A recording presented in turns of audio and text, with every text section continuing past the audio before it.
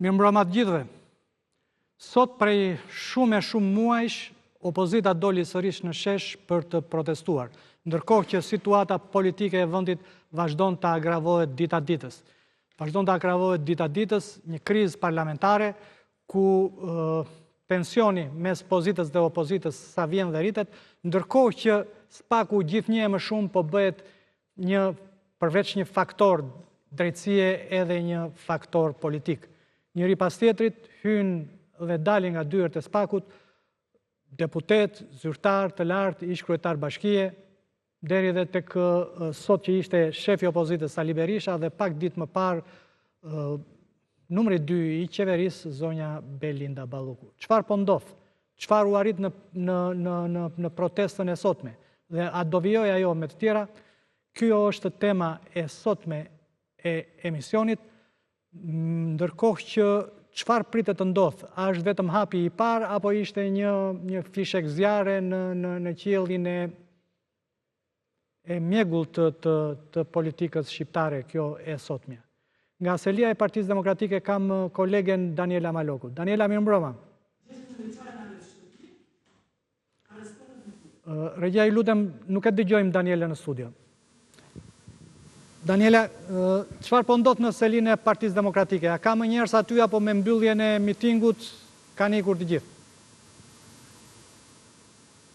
Në fakt, Baba Ramo, vetëm unë dhe operatori që po mundsojmë këtë lidhje direkte nga selia e Partisë Demokratike ndodhemi këtu, por edhe roja e Partisë Demokratike. Askush tjetër nuk ndodhet. Sekretari i përgjithshëm, zoti Flamur Noka, u largua rreth gjysmore më herët, ndërsa ishte i fundit zyrtar i lartë i Partisë Demokratike që la selin blu. Pra Flamuri fiku dritat e selis dhe iku, ai që i fundit, po. I latë ndezura për të zhvilluar në këtë lidhje në fakt, por askush tjetër nuk ndodhet në selinë e Partisë Demokratike.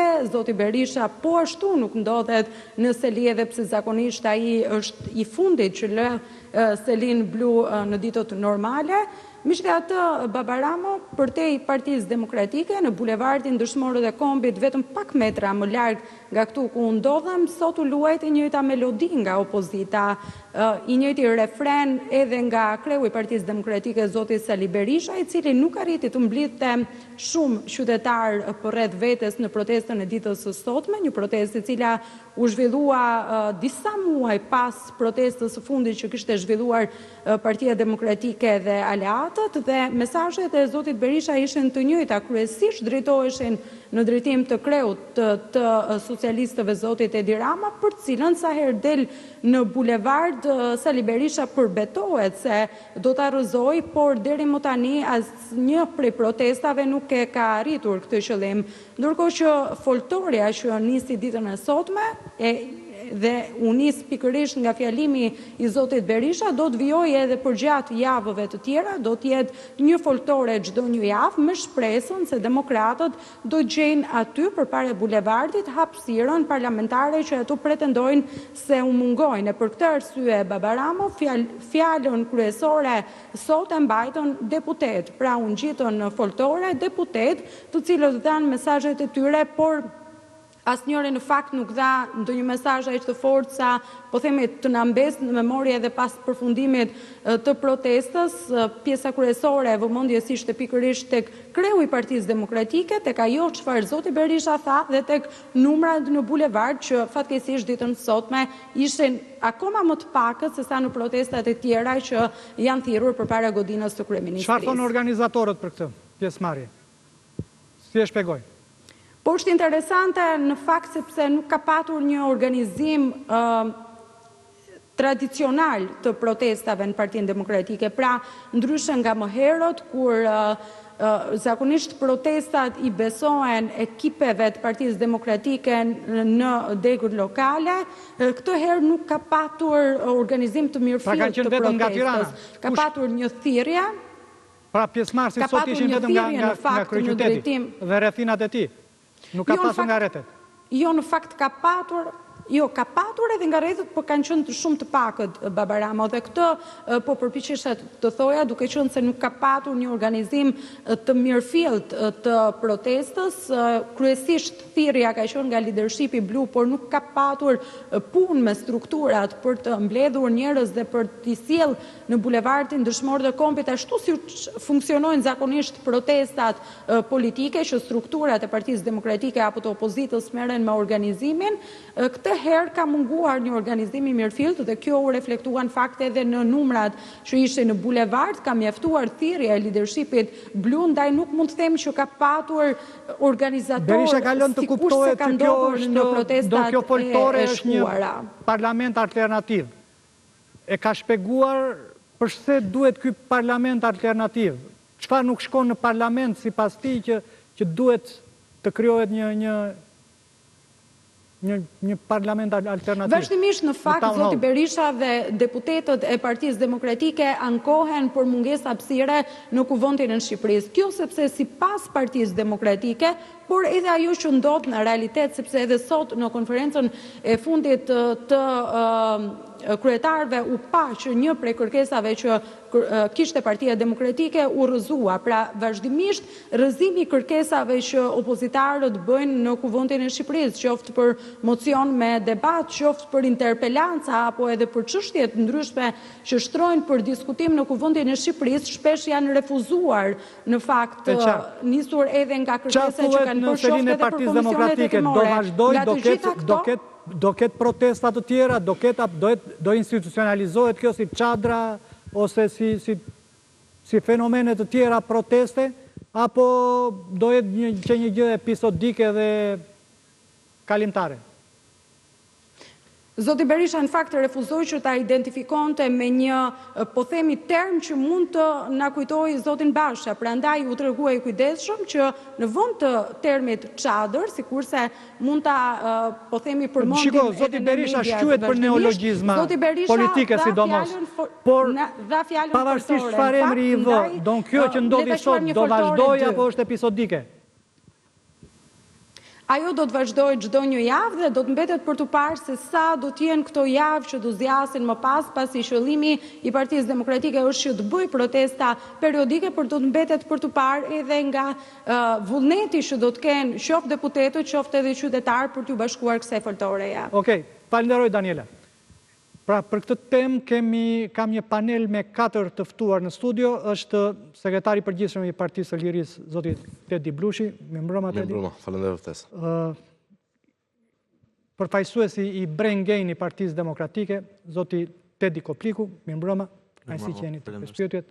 Aulon Kalaja, gjithashtu një tjetër ish kandidat për deputet, gazetar, mbi të gjitha aktivist, një nga aktivistët më të paepur në Tiranë, si dhe kolegun e Alfa Press, Poli Hoxha. Mirëmbrëma, Poli. Mirëmbrëma të gjithë. Një koment për këtë të sotme, çfarë ishte kjo? Tani kjo, se u bë dhe pak, nuk dua të përdor fjalën bajate, do të thënë të diskutojmë këtë lloj situate. Faktikisht ishte një protest e cila një në radhë parë nuk diskutohet që çdo lloj proteste edhe 5 veta të dalin, unë jam gjithmonë pro, çdo lloj proteste, çdo lloj komuniteti, çdo lloj shtrese të shoqërisë, çdo lloj partie, jo vetëm është e mirë pritur, por është edhe e shëndetshme për demokracinë. Kurse protesta e partisë më të madhe, e cila ka 7 muaj, e cila në fakt është duke luftuar për të zhbërë rezultatin e zgjedhjeve të përgjithshme, ose njëkohësisht paralelisht duke denoncuar qeverisin e Ramës me denoncime, me narkoshtet, e tjerë, me një aktivitet që përgjithsisht ka qenë në parlament, po her pas here edhe me ndërkombëtarët jashtë vendit. Për mendimin tim ishte një protest jo vetëm e vonuar, po edhe pak e shtrënguar. E them këtë e shtrënguar sepse ne si gazetar... Përse e vonuar një? E vonuar ishte njerë sepse kjo ishte një protest e cila që në momentin që ti i shpall zgjedhjet fars, nuk ka më kuptim pastaj që të fillosh edhe të argumentosh farsën, sepse ti merr vendimin tënd politik. Dhe faktikisht zgjedhjet kishin shumë probleme, u duk që te raporti paraprak i OSBE-ut dirit. E di që disa nga këtu kolegë, miq do më thonë që prisim raportin e OSB Odirit, paka shumë raporti OSB Odirit dijej si do ishte, dhe sepse ne pam raportin para prak, pam edhe që kishte goxha element për cilat duhet të ngriheshin protestë. Por pastaj protesta mund të bëj edhe për çështjen Balluku.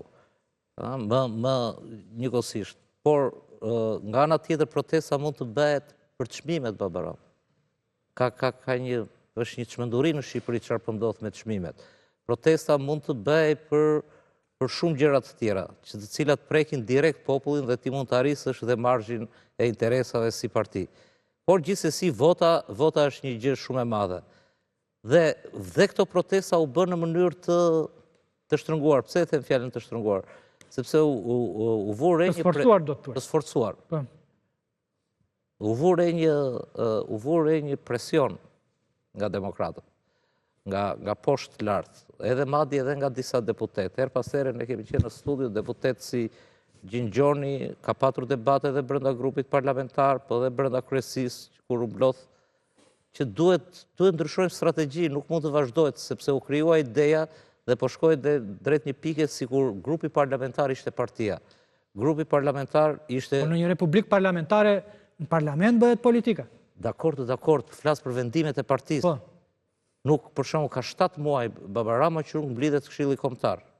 Unë sot dëgjova prapë për protestën, dëgjova Ilir Ali Mehmetin, që është një ish kandidat i suksesshëm. Po, nga figurat më simpatike të opozitës. Po, i cili tha, baza nuk dinte gjë, Berisha i merr këto vendime vet. Dhe them, ti thua e sforcuar, unë them e shtrënguar, pak a shumë mund të jetë ngjashme, po ka një ngjyrim të pak më ndryshe dhe unë kam ngul të them fjalën e shtrënguar. Dhe Berisha e bëri në një farë detyrimi i përcaktimit. Dhe kjo u duk dhe që nga mënyra se si organizua protesta, dhe që nga a e diti që për shembull po të pyesësh gazetaren prap do të thotë që deri në momentin e fundit kujtohet ato protestat kur bënin ato për mosbindjen civile, protestë se fola me disa gazetarë që mbolojnë terrenin politikën, protestë që mbaj sekret çfarë do ndodhte deri në minutën e fundit. Kurse nga pikpamja formale, nuk di çfarë të them, është tragjike, domethënë që Partia Demokratike ne në brezin ton si gazetar, për këto kur dështonte PD-ja ndonjëherë me protestat, ka qenë një batut, domethënë që më shumë se kaq njerëz i mblidhte Azem Ajdari kur vinte gomën e makinës, kur i çaj goma e makinës. Si batut. Nga ana tjetër, ajo që vura re një zymtësi. Përveç Gazmend Bardhit, çuditërisht, ishte një kontrast i plot që qeshte, sepse kjo zymtësi besoj se vinte edhe nga një fenomen që ndodhi në rrjetet sociale, dije par dije sot, që... Dhe Gazmend Bardhi, sikur s'foli, apo foli? Nuk foli, po kamerat e kap. E keni njek duke buzqesh. Po. Se është të bëjë interpretimin rrost protestës. Jo, formal, dëgjoj një sekond. Ne, po të kesh ndonjë çiknjohuri nga shkencat e komunikimit, analizohet forma, analizohet dhe përmbajtja. Jam duke analizuar formën. Nga ana tjetër, pam një lloj acarimi mes Flamur Nokës dhe Belind Këlliçit, pam një zymtësi. Më bëri përshtypje, jam te forma, më bëri përshtypje Sali Berisha, që për herë të parë kur vjen bën atë nga shtëpia, deri te protesta, nuk kishte asnjë funksionar të Partisë Demokratike, por kishte një numër të çuditshëm trupërojash, mbi 10 trupëroja. Unë i njoh të gjithë që janë trupëroja. Dhe njëkohësisht dhe ashtu dhe iku. Nga ana tjetër, që ta mbyll t'i vë kapakun, që më bëri përshtypje që s'kishte frymë, nuk ka rëndësi. Ashtu. Okej, kishte apo s'kishte frymë Aulon? Do them dhe të fundit, Dhe pash aty Sali Berishin që mbure me numrin e policëve dhe jo me protestuesit e vet. Sepse tha 500 janë 500 policë, një 500 janë fshehur andej, duhet të jenë 2000 dhe kjo është fitore e madhe, thoshte. Kishte frymë apo jo protesta? Shiko, pikës pari duhet të bim dakord që është domosdoshmëri në Shqipëri që të protestohet. Është një ushtrim që opozita e kishte harruar të paktën që nga zgjedhjet e 11 majit, po edhe më parë, nuk e maj mend kur ka qenë protesta fundit. Nga opozita ishte paralajmëruar që nuk është protestë kombëtare, është një protestë e cila do të mblidhte, po themi, Tiranën. Për mendimin tim, ndoshta ishte një matje pulsi se sa reagim do kishin qytetarët. Për mendimin tim, protesta ishte modeste. Shiko, ka një problem. Unë mendoj që kur bëhet fjalë për aksion politik, besoj që Partia Demokratike do duhet mblidhte strukturat e veta për me arrit në një konkluzion se si duhet vijoj aksioni politik.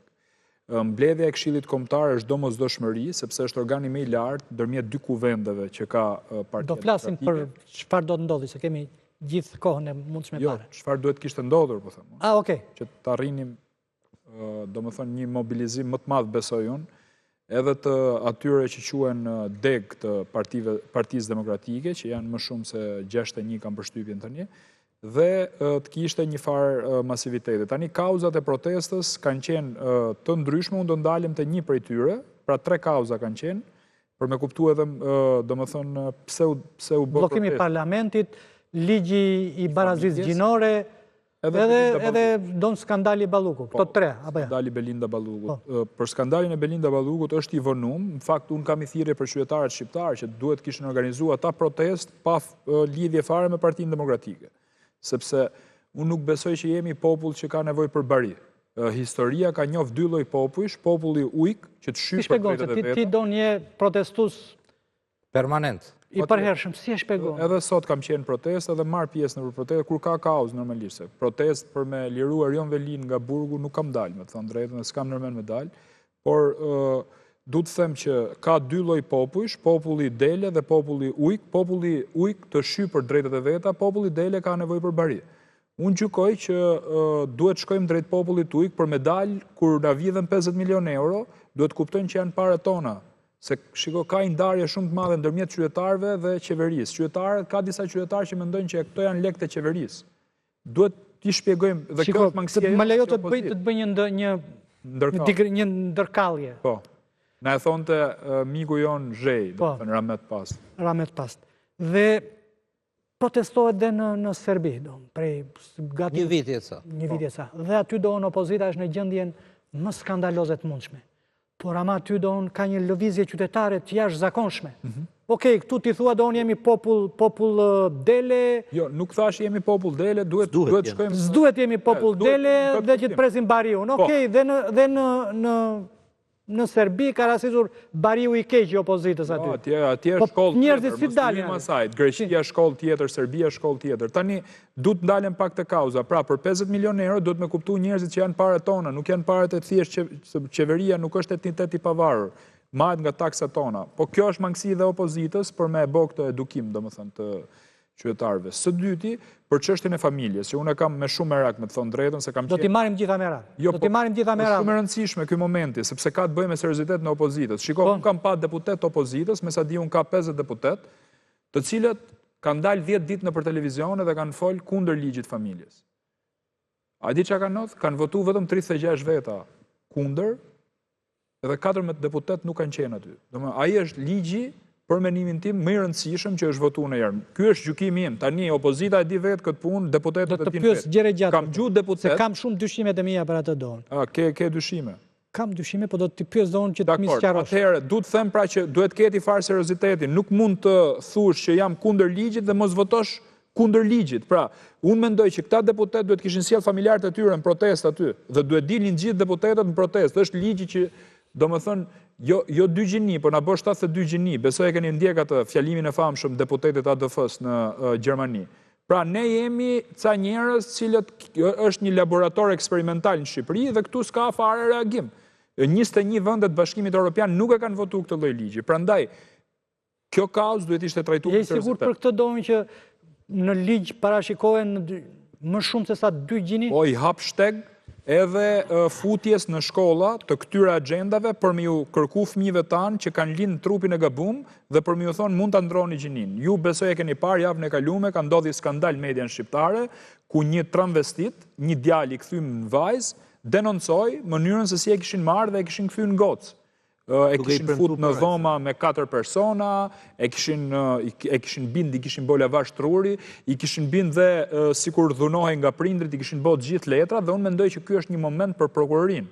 Fakti që prokuroria nuk ka një hetim. Ndoshta ligji në vetvete nuk e parashikon këtë. Ligji e parashikon motamo këtë dhe është një ligj kriminal për familjen shqiptare. E godet mund zemër familjen shqiptare. Prandaj, nga opozita e Republikës Shqipërisë, nga Partia Demokratike, unë kërkoja rezistencë të fortë për me kushzu Edi Ramën për çdo reformë tjetër në raport me këtë votë që do jetë në parlament. Nëse do pikpamjen time për këtë histori, do unë qëndroj deri në vitin 1992, ku dekriminalizua pederastia. Aq aty do unë gjithkush është i lirë bëj çfarë doj, por tani do unë me ligjet evropiane, me ligjet evropiane ndoshta ai. Lutem, nuk është kjo historia. Shiko, unë kam shumë respekt për ata që bëjnë çfarë duan me jetën e vet. Nuk ka lidhje fare, po mos na imponohen më. Mos është ndonjë kauzë muzeu kombëtar ç'a ndodhi më burr, ai kupton. Mos është një kauzë kalbe opozitës që në vend të merret me tunelin ose me kullat. Ora janë të gjitha bashkë. Tani unë nuk me seksin e ëngjëjve. Ndërkohë që don Konstantinopoja jeni çerët po ngjitesh. Fëmijët tanë nuk janë seksi ëngjëjve. Fëmijët tanë janë e ardhmja e Shqipërisë dhe ne duhet i mbrojmë fëmijët tanë nga agjenda. Ta do futen nëpër shkolla. I kemë ligj më burr. Po në cilin nen më parashikohet kjo? Ore zotëri, shifim lexoj nenet dhe neni 34 e ke. Që këta shoqatat e këtyre që marrin fondet të dyshimta, që janë pjesë e agjendës, është biznes, po di, është biznes më burr. Shikon, nuk kam problem unë me homoseksualët, o babarama, mos më fut në to kanale. Unë kam problem me ata që i përdorin homoseksualët, që nuk janë vetë homoseksual, po marrin parë nga këta dhe i përdorin ata. E ke denoncimin e i gocë, 14 vjeçare kanë marrë në qafë, çun që e kthyn gocë. Unë nuk e di çfarë do prokuroria tjetër nga kjo histori. Prandaj, opozita shqiptare nuk u tregu serioze për këtë moment. Dhe unë mendoj që në rast se politika nuk ka moral, minimalisht duhet ketë lloj serioziteti. Dhe këtu duhet ishim serioz për fëmijët tonë. A jemi ne parti e djathtë?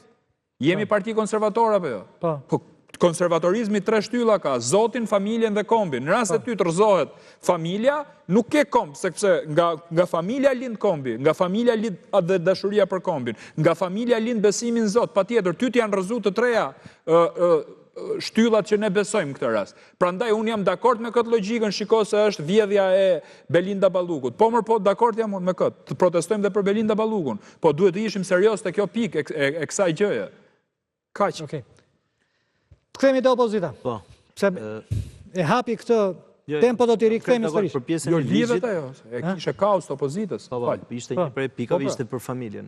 Jam krejt dakord, si më thënë, tu hapet Pandora, sepse është pjesë e disa vendimeve që merren prej 12 vitesh, që shkaktojnë shpopullimin, zhgulljen e rrajve të tradit. Themi të opozita, do ta rimarim atë do. Është tek opozita, përtej komenteve roz, kush buzqeshi, kush qau. Opozita prej 12 vitesh ka marrë rolin e shoqënisë civile, e sindikatave, e gazetarëve herëherë, e prokurorisë. Dhe në 12 vite, denoncimet më të mëdha i bën kjo organizatë politike, që është Partia Demokratike, dhe i çon pothuajse deri në fund, dhe të gjitha ato kauza që ne kena marrë, pavarësisht se populli shqiptar është i padurueshëm në komentime, në konstatime, pa çka se nuk shfaqet pra në protestë. Në këtë rast unë nuk e quaj një protestë kombëtare që dështoj apo pak pjesëmarrje, sepse ajo u trajtu si e tillë, si fillimi një platforme komunikimi për deputet të cilëve nuk i jepet mundësia në Parlamentin e Shqipërisë, grupit parlamentar, dhe një fillim i mirë për opozitën shqiptare për të dalë përtej grupit parlamentar, sepse Partia Demokratike nuk është vetëm grupi parlamentar i partisë, dhe Millan mundësi qytetarit me fol, i cili gjen një blokad përballë institucioneve. Kishte organizim nga Shkodra? Po nuk kishte, kishte lajmërim strukturave që do të ketë një, domethënë, lajmërimi ka filluar para 5 ditësh. Nuk kishte autobus të vëna nga strukturat. Po nuk lejohen me autobus, sepse punohet çdo ditë që me vështirësu. Nuk lejohet me bë transport me autobus të protestuesve. Ka vite që ndalohet si me ligj. Njerëzit vinë me makina personale. Nuk vjen më kush me autobus. E kanë kopsitet pjesë. Pra, në këtë sens, lajmi i keq, nëse ka lajm keq është pse opozita është e vetme në këtë luftë që bëhet përballë regjimit, pra ka shoqënia shqiptare një apati dhe e pranon këtë sistem që është ngrit, pra tu fillu te shkatrimi i familjes edhe tek vjedhja multimilionshë. Sepse shkatrimi i shoqënisë shqiptare nuk është vetëm ky ligj. Para 2 ditësh doli një raport që tregonte që jena poshtë Palestinës për sa i përket nivelit të shkollave shqiptare, pra PISA. Jena vendi i fundit në rajon për sa i përket njerëzve të varfër, kena 20% në varfëni ekstreme, ke 40% të popullsisë që është e përjashtuar nga çdo lloj vendimmarrje. Dhe këto janë shqetësime që Ndoshta opozita duhet bëjnë pedagogji më të mirë për mi shpjegu shqiptarëve ku ndodhet, ku nuk besoj se çelën këtu problemi. Sot, për mendimin tim, ka filluar një platformë e komunikimit, e cila në rastet e më përparshme opozita i ka arrit me sukses ato kauzat që ka pasur. Tu fillu tek rikthimi i Vulës, i Sigles, i lirimit të kryetarit opozitës nga arresti i paligjshëm, arrestimi i zotit Veliaj e me radhë. Pra, a ishte vetëm këto foltoret e Partisë Demokratike që arritën të qëllime? Ndoshta jo, por më përpara kështu na thoshin edhe në fillim, që ju duhet rruga shpresë. Rruga shpresë arriti një qëllim. Që ju duhet ajo protesta përballë bashkisë, e arriti një qëllim. Që ju duhet foltorja, rikthej partinë. Pra, në këtë sens, për sa kohë çlirohet fjala lirë, gjithmonë është e shnetshme për shoqërinë shqiptare dhe Partia Demokratike po e bën e vetme, nuk pengon Partia Demokratike asnjë forcë tjetër politike, asnjë sindikat, asnjë organizat, më e bën më mirë se sa Partia Demokratike dhe ku e merr ta bëjnë, ku e merr të ketë një konkurrencë pozitive mes organizmave opozitare në këtë shtet që po shpopullohet dhe që po varfënohet dhe që po vjedhet. Okej. Zoti Blushi, ky ishte mitingi i Partisë Demokratike apo i krejt opozitës? U koordinuat apo jo, apo... Në fakt, ka qenë një vendimarrje e Partisë së Lirisë për të mbështetur thirrjen e Partisë Demokratike për të marrë pjesë në një protest. Në vlerësimin tim ishte një ushtrim demokracie në kushtet kur vendi ndodhet në ditët e veta më të zeza, në çdo pikpamje dhe në raport me gjithçka, pra jo vetëm në raport me vjedhjet, me abuzimet, me raporte ndërkombëtare, me sundimin e ligjit, por në raport edhe me sigurinë juridike, në raport edhe me të drejtën dhe lirinë për të votuar si qytetar evropian, dhe pa haruar skandalet e panumërta të një qeverie e cila çdo ditë që kalon vjedh, dhe mjaftojnë vetëm dy afera, insenatorët dhe tigrat e Bangladeshit, për të kuptuar që jo vetë kemi një qeveri që na vjedh, por për fat keq dhe një drejtësi që nuk funksionon. Dhe unë kam theksuar gjithmonë që vendi ndodhet në këtë ditë kaq të zezë, për faktin se jo se Edi Rama është i fuqishëm, por për faktin se kontrollon çdo pjesë të shoqërisë. Për fatin e keq se kemi një drejtësi që nuk funksionon. Ke gjykata që kontrollohen dhe çdo gjykatës sot kontrollohet dhe shantazhohet 24 nga një prokurori thjesht dhe vetëm politike, e cila nuk ka qëllim të zbardhë aferat, se nëse do kishim një drejtësi që do udhëhiqe nga interesi publik, afera e senatorit nuk do vijonte edhe pse kryetari i Bashkisë është në burg, dhe tigrat e Bangladeshit nuk do kollaboronin 90.000 euro në ditë, edhe pse aty nuk prodhohet asnjë kilovat energji. Dhe pa haruar çështjen e IPARD-it, ku për të dytin vit radhazi fermerëve shqiptar u mohojnë 112 milion euro, sepse drejtësia nuk e ton ku kanë përfunduar fondet e Bashkimit Evropian. Kur jo më larg se i muaj më parë, në Greqi u sekuestruan 22 milion euro dhe u arrestuan të paktën 37 vetë. Kanë kaluar 2 vite dhe rrezikojnë që edhe vitin e ardhshëm fermerët të mos përfitojnë 112 milion euro ndihmë nga Bashkimi Evropian, për fatin e keq, sepse këtu drejtësia i ka tradhtuar interesin publik. Ndaj unë e vlerësoj faktin që sot opozita ishte në shesh si një mundësi e cila jo vetëm ju krijon deputetëve një tjetër platformë për të shprehur, përsa kohë ju gjithë e dini dhe një dëshmitar që kuvendi për fat keq që ka humbur funksionin e vet, sepse ne aty as nuk kemi të drejtë të flasim, as nuk kemi të drejtë të kërkojmë transparencë dhe llogaridhënie nga institucionet të cilat duhet të raportojnë dhe duhet të japin llogari para kuvendit. Pra mohohet dhe një drejtë kushtetuese që është Komisioni Hetimor, mohohet dhe drejtë e debatit, drejtë e fjalës. Atëherë ku do të flasin deputetët? U mendua një platformë, një risi që do ishte kjo që startoi sot. Unë nuk dua të analizoj shifrat se sa ishin në shesh, sepse opozita në radhë parë është frymë dhe opozita në radhë parë është kauzë. Dhe kauzat që ngriti opozita dhe që mbron opozita në gjykimin tim dhe jo vetëm janë kauza të drejta dhe që përfaqësojnë më së miri interesin publik dhe hallet e përditshme të shqiptarëve, të cilët, sikundër e theksoj dhe po livuajnë nga kostot e çmendura të jetesës. Sot më thjesht mund të blesh një apartament në Dubai se sa në mes të Tiranës. Është më lirë është të blesh një apartament në Dubai dhe kjo nuk është propagandë. ky është fakt, sot me metrin katror të një shtëpie në qendër të Tiranës, apo jo, është e papërballueshme periferia, është e papërballueshme qeraja. Në një vend që në vit pas viti renditet si vendi më i varfër i kontinentit dhe që vit pas viti renditemi vendi i parë në kontinent për nivel korrupsioni, edhe pse kemi të paktën 9 vite pas reformës në drejtësi. Tani si shpjegohet që një vend që mburet, më thonjza, për suksesin e një reforme, renditet edhe pas Vietnamit komunist? A ka logjik? Pra kush mbron sot reformën në drejtësi, apo jo nuk bën gjë tjetër veçse mbron një regjim kriminal i cili për fat të keq e shndroi drejtësinë jo Pse po e mbron? Se vetëm Ramën ka ngelur pa marrë pandehur. Po tani, sepse Rama është i vetmi që kjo reform i ka garantuar imunitet dhe pandëshkueshmëri. Të gjithë tjerët janë të cënueshëm.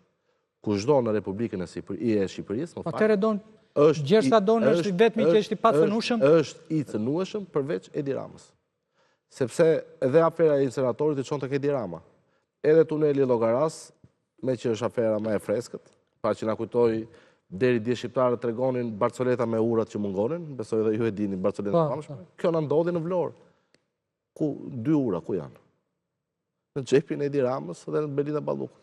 Pra ato që edhe deri dje ne i tregonim si Barcoleta, apo jo, këto Edi Rama po i kthehen sot në realitet. Inceneratorin në jetë. Në realitet. Pra, përse vijon afera e inceneratorit kur Erion Veli është në burg? Sepse pronari i vërtet është Erion Veli, e tha Benamete, dëshmitar në takim. Kush qëndron pas tunelit të Llogaras? Edi Rama. E tha dhe këtë Benametaj dhe gjithashtu dëshmitar në një takim. E ka thënë para 2 vjetësh. Çfarë ka bërë Spaku? Ku janë gjykatat? Nuk ka asgjë. Dhe këtu u bë krahasim me Serbinë, as si Serbia nuk jemi. Sepse Serbia në raport me pagat, në raport me pensionet, në raport me investimet publike, është ku e ku më lartë se ne, nuk krahasohemi. Jo, me kriminalitetin e ka më të lartë se ne, edhe korrupsionin më të lartë se ne. Më të lartë se ne, sepse është shtet më i madh, por ne jemi i vetmi narkoshtet në kontinent, në Europë. Serbia nuk identifikohet si narkoshtet. Po si një vend autoritar, pa diskutim, por jo si narkoshtet. Sepse përfaqësuesit e kartelit Sinaloa nuk e takojnë Aleksandar Vučićin në zyrë, e ka takuar Edi Rama. Dhe sapo na e vërtetoi dhe departamenti janë kartelet tjera. Janë kartelet tjera që takojnë. Amerikan i shtetit. Me Gonigalin e korruptoi Edi Rama apo Aleksandar Vučić? Është më i zi. Sepse dhe në raport me popullin e vet, Edi Rama sillet si një nga armiqt më të egër të këtij vendi. U përmend ligji për familjen, ligji më i zi. Pasi ka shpopulluar Shqipërinë, tani Edi Rama me agjend do të shpërbëj edhe familjen. A ka krim më të madh se sa ti rëmbesh fëmijët një familje shqiptare, se ligji praktikisht e dini ju që mund të rëmbej edhe fëmijën, sepse presupozohet që nëse ti nuk e edukon fëmijën me këtë agjendën, mund të ta marrin fëmijën. Si shkë? Po, ligj më kriminal nuk mund të ketë, nuk kam parë ligj të ngjashëm asnjë vend të botës. Nëse ti, sipas shtetit, nuk di ta edukosh fëmijën me barazinë gjinore, shteti mund ta marrë fëmijën, të ta çojë në këto qendrat që denoncoi edhe Aulon. Të ta edukoj shteti fëmijën me këtë agjendën. Mirë, nëse për shembull në një familje ka dhunë të burrit ndaj gruas, ka dhunë të babait ndaj fëmijëve, do atëherë nuk ka çështje edukimi, nuk është çështje dhune. Është çështje si e koncepton shteti edukimin. Fëmia njihet një ditë kondicioner, thotë ai.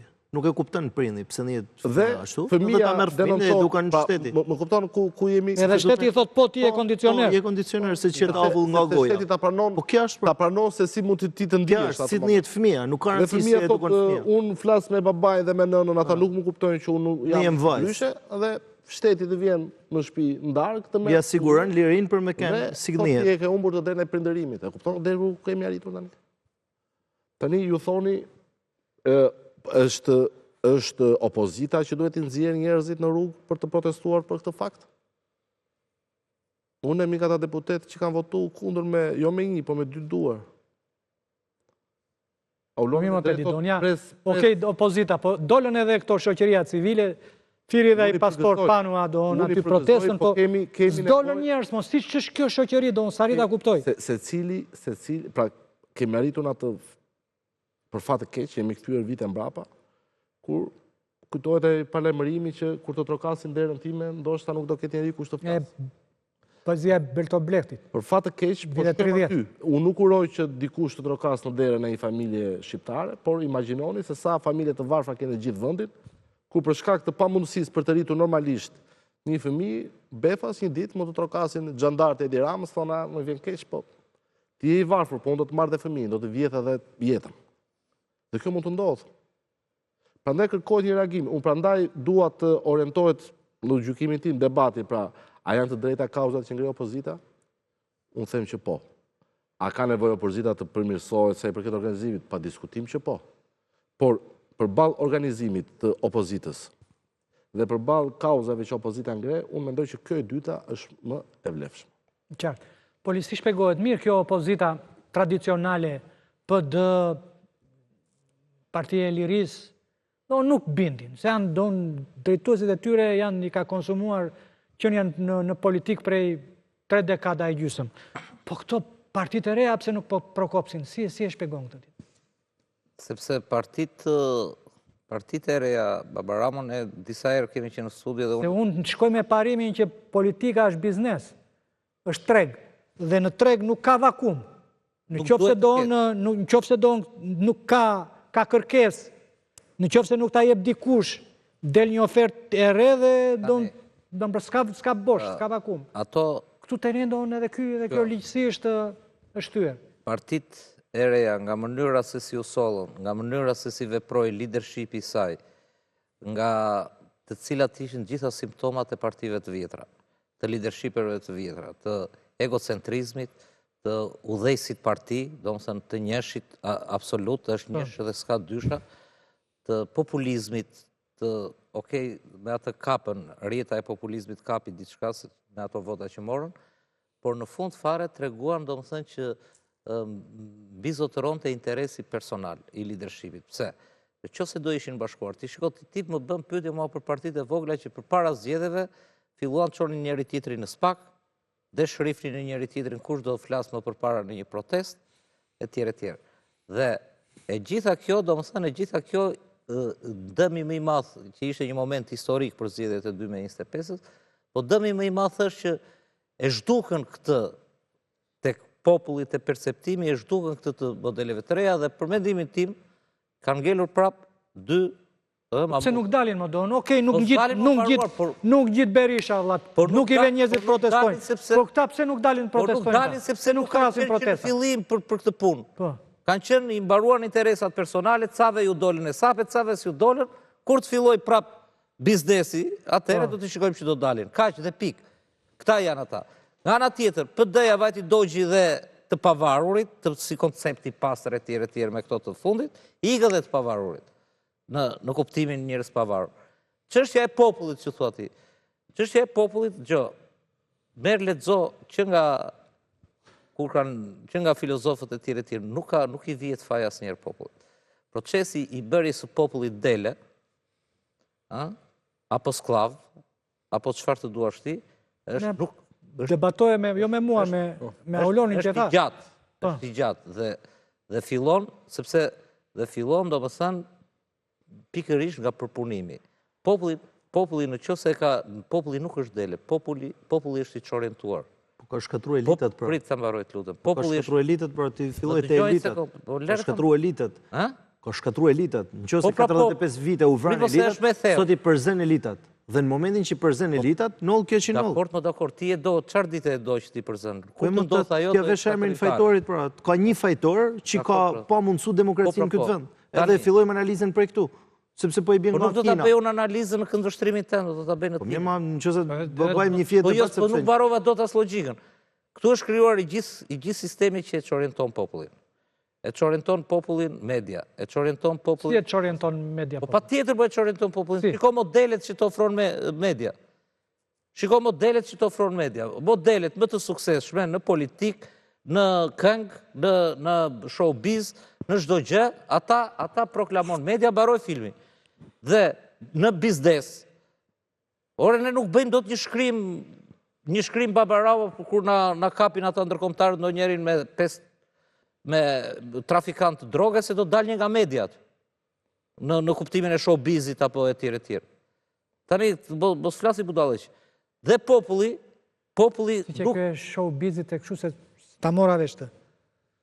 femrat e showbizit, Po. a ke showbizit të rubrika të media? Po.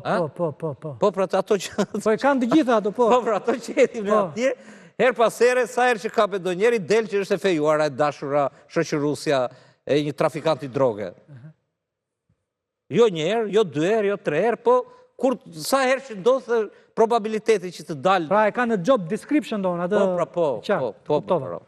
Dhe tjetra, ne nuk shkruajmë dot u vra, u kap X trafikant, u kap, u vra X biznesmen. Pse? Se këtu në Shqipëri dhe biznesi dhe krimi është bërë biznesmen.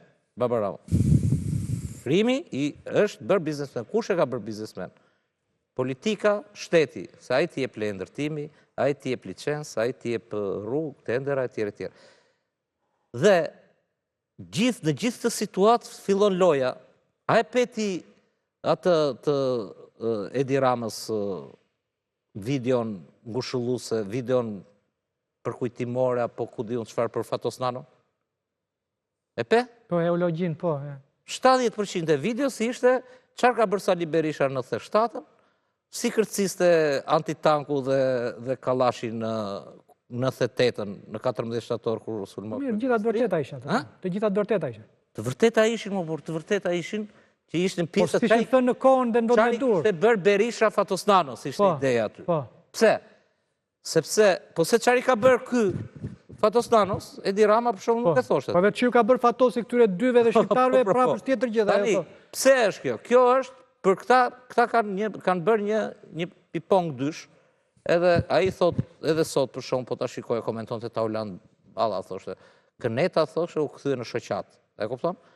Dhe këtu tani populli është i që orientuar dhe thot, ky a i kujton në 97-ën, i kujton piramidat, i kujton 21 janarin, ky i thot narkoshtet, i kujton Sinaloan, i kujton Ballukun, i kujton gjithë e kujton. Po pra dhe populli shkon para televizorit me ju në gjuhë ju për me zhmontu pra atë qartësin që kryer të popullit. Dhe ju vazhdoni i trajtoni gjithë komponentet njësoj dhe përmendni më pak fajtorin kryesor, pra. Fajtori kryesor i pa mundësis për me ragu për sistemi survejimit në formë permanente, është administrata shteti që përdoret me denigru çdo lloj lirie i fjalet, është pa mundësia për mu shprej lirshëm.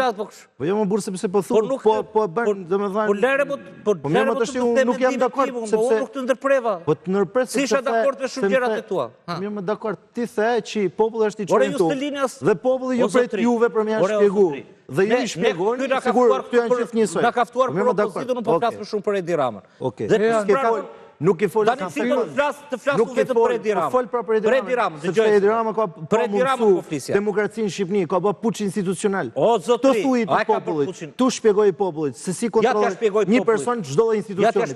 Shli dhe ka opozita s'ke nga asnjë opozit tjetër me bë opozita. Ja t'ja shpjegoj popullit, hajde hapim lejet e fundit të ndërtimit edhe çdo gjë që është hapja popullit, tregoja popullit. Edhe gjysma ti ka opozita. Lari tani këto mos. Po ja pra kjo janë legjenda pra. Ju deli me shtu. Jo se unë baj përgjegjësi për gjërat të them. Po deli pra thuj cilat leje ndërtimit. Se kjo është. Po jepi pra thuj ku shpjegoj popullit ç'a janë. Te janë legjenda që ju ilçoni këtu edhe lani shtoni mjegullin. Po jo më lërë, unë s'jam me të lanë, nuk jam ju lanë ju. Tani, Babaramo. Me përsu me shtu mjegullin. Dhe këtu është loja e të keqes, si qëta, pëse nuk vetëm atë, thot, sa i është e keqja me madhe, thot. Po sigurisht, mërë. Sigurisht. Prit po prit duro. Sigurisht. Po prit mo të mbaroj logikë. Dhe ndarë janë t'ju prit ju. O, sotri, dëgjoj një sekund. Unë jam avokat i opozicës, ju jeni avokat i popullit. Shpjegojnë ja popullit pse nolli, pse nuk del populli as me pastorin, as me Partinë Demokratike, as me Lëvizjen Bashkë, as me Mundësin, as me Kërkën. Shpjegoj ja popullit. Unë ty e di me qartë të sqaroj. Unë ty të marrë të sqaroj të dhe videon e djeshme të se analizën më të mirë që ja bën PD-s, ja bën Ilir Vajrozi. Po ja bën valla, sepse ti valla ti as reflekton. Ti s'do të pranosh një gabim. Përkundër, unë pëllim edhe ju me reflektu, sepse jeri të shtu mjegullën popullit. Po lere më mjegullën, se sa e demontoj unë Edi Ramën, nuk e demonton as ti me gjithë grupin parlamentar. Nuk më duket se i të demontua si gjë. Po mere më letëzohet, nuk dukesh. Ore ti do të lezoj, sot jetu relativizu. Ju keni një mentalitet dhe më vjen keq për ty që e djaleri komunist. Ti po mos je me mua, thua ti, Ku marrën të kenoni Po ja djallëri? pra ja se kjo Çka ka është lidhje kursim, djallëri? ti Çka ka gjo lidhje po më djallëri? kritikove mua, thua ti i shërben ati. Po jo më zotëri se ka, dëgjoj, ka nuanca ka. Unë se thash këtë, unë thash që ti... Dëgjoj sekond, dëgjoj. Ju, më falë, Dëgjoj. ju po i shtoni mjegullën sepse Po nuk ishit tuan kur për mjegullën që ka populli prej opozicisë o prej medjave. Jo vetëm ti. Dhe këtë ishti dorë nga këtë, se dëgjoj, nuk ju a do njeri të keqen, është e kundërta. Dhe unë ta them me sinqeritet. Më dëgjoj një sekond. Më dëgjoj se po bëni armiq edhe militantët e Sëmur po i bëni armiq. Nuk ju a do njeri të keqen, nuk ju a do njeri të keqen për kundrazi. Unë po ju ftoj me që projektorin më dëgjoj një sekond. Edi Rama, sa vjen dhe po bëhet, na ka hipur në qafë, sepse më shumë e ha i populli, sepse sa me do bëhet opozita, aq më arrogant bëhet ai. Tani, ajo që isha duke të thënë unë, zotëri, juve keni krijuar një ndarje shumë të madhe, se nuk është problemi sot unë dje që po ju braktisin militantët. Militantët, dhe nuk vjet në pushtet me militantët. Por, juve jeni shumë larg të bërit për veten për popullin, dhe populli bëhet me empati, që ta vësh veten në vend të ati, sa ai i gjati nuk ka empati as për varësit e vet, jo më të ketë për socialistët. Por opozita është e kundërta. Ti më thua mua mos fol për opozitën. Po e di si është qeverisë opozita në kohën e Enverit, o zotri. Po ne e dini më që ishte diktaturë. Dihet dhe e themi për ditë se çfarë është Edi Rama. Dhe dihet, domethënë, dhe unë nga kush do ta kërkoj nga Edi Rama të hap partinë, nga Edi Rama të bëj analizë, nga Edi Rama jo më vëlla, nuk e kërkoj kurrë sepse e di, ja kanë vënë kryqin dhe e di çfarë është. Se ka vajtur Edi Rama është kthyer në penal. Nuk është kthyer më për dibërthirje, po ja kërkoj opozitës. Çe ju kërkoni? Ja kërkoj opozitës që të më bëjnë në kontrast me atë, të ta ngrej popullin, sepse Bariu, dhe të dalin te Bariu patjetër më që populli ka bari. Edhe kur është ujk, se po bë populli ujk është anarshi pasaj. Dhe ujku bë populli në Nepal për një javë, dhe i mori të 2 palët i odhin lumë. Edhe ministra dhe ish ministra, dhe kryeministra dhe ish kryeministra. Ky është ujku. Kurse Delja, ta marrim si metafor, Delja patjetër, po Dele ka bari dhe Dele, metafor gjithmonë, kanë partit. Ka populli normalisht duhet ketë udhëheqësit e kombit, po ne jemi as në SBA, as në vende të tjera se këtu është parcelizuar. Por ka një shprehje shumë të bukur që Delja gjithë jetën që jeton, mendon se, jo mendon, po e ruan Bariu dhe është e qetë me Bariu. Por në fund fare, e di kush e çon në thertore Delen? Bariu e çon. Edhe ne në këtë situatë jam. Barinjt është problemi, jo Delet, jo demokratët, as socialistët e thjeshtë. Edhe unë e kam me barinjt e PD-s, nuk e kam me PD-n. Popull që ka nevojë për bari, thash. Nuk duhet ketë populli nevojë për bari, këtë të thash. Jo, për barinjt të ndershëm, për barinjt të... Pare më të shy për drejtet e veta, dali vetë. Çdo shtet ka barinjt e vetë, çdo parti ka barinjt. Po, të ndershëm, që të bëjnë kontrast. Bariu popullit është zoti, kaq, mbaroi historia. Pjesa tjetër kanë bë gabime, nëse e kanë merituar të marrin dhe opozitën ta çojnë atje ku thuti. Ne po themi këtu që po flasim për i pushtet totalisht të kalbur dhe të rënum. Patjetër më për. Ky është pushteti që e ka përçudnu shqiptarin. Pra, masi e preku nerin e shqiptarit në të gjitha dimensionet, masi e vodhi, masi e ropi, masi e shpopulloj, tani i ka hyrë drejt për drejt dhe në familje, do i marrë fëmin. Po unë nuk e di se kur do e kuptojnë këtë punë. Pra, unë menoj që jemi mbrapa me sensibilizimin.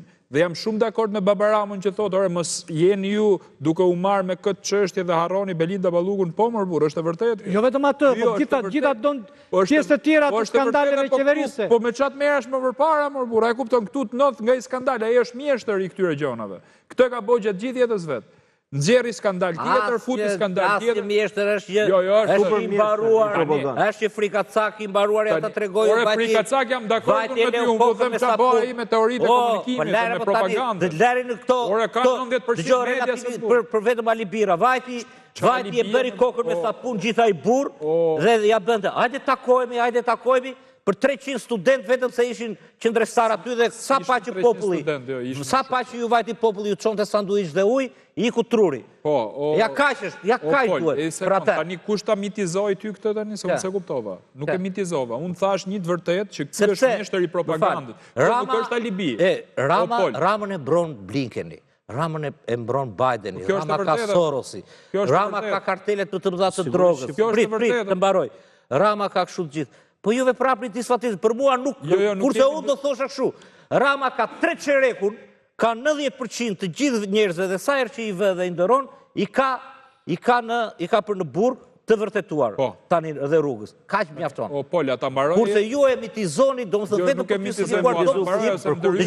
për të justifikuar dobësin, e ngrini Ramën dhe çfarë do bëj qytetari? Nuk e ngrej fare Se të dalë në sheshur. Kësë Urzoka, vëlla.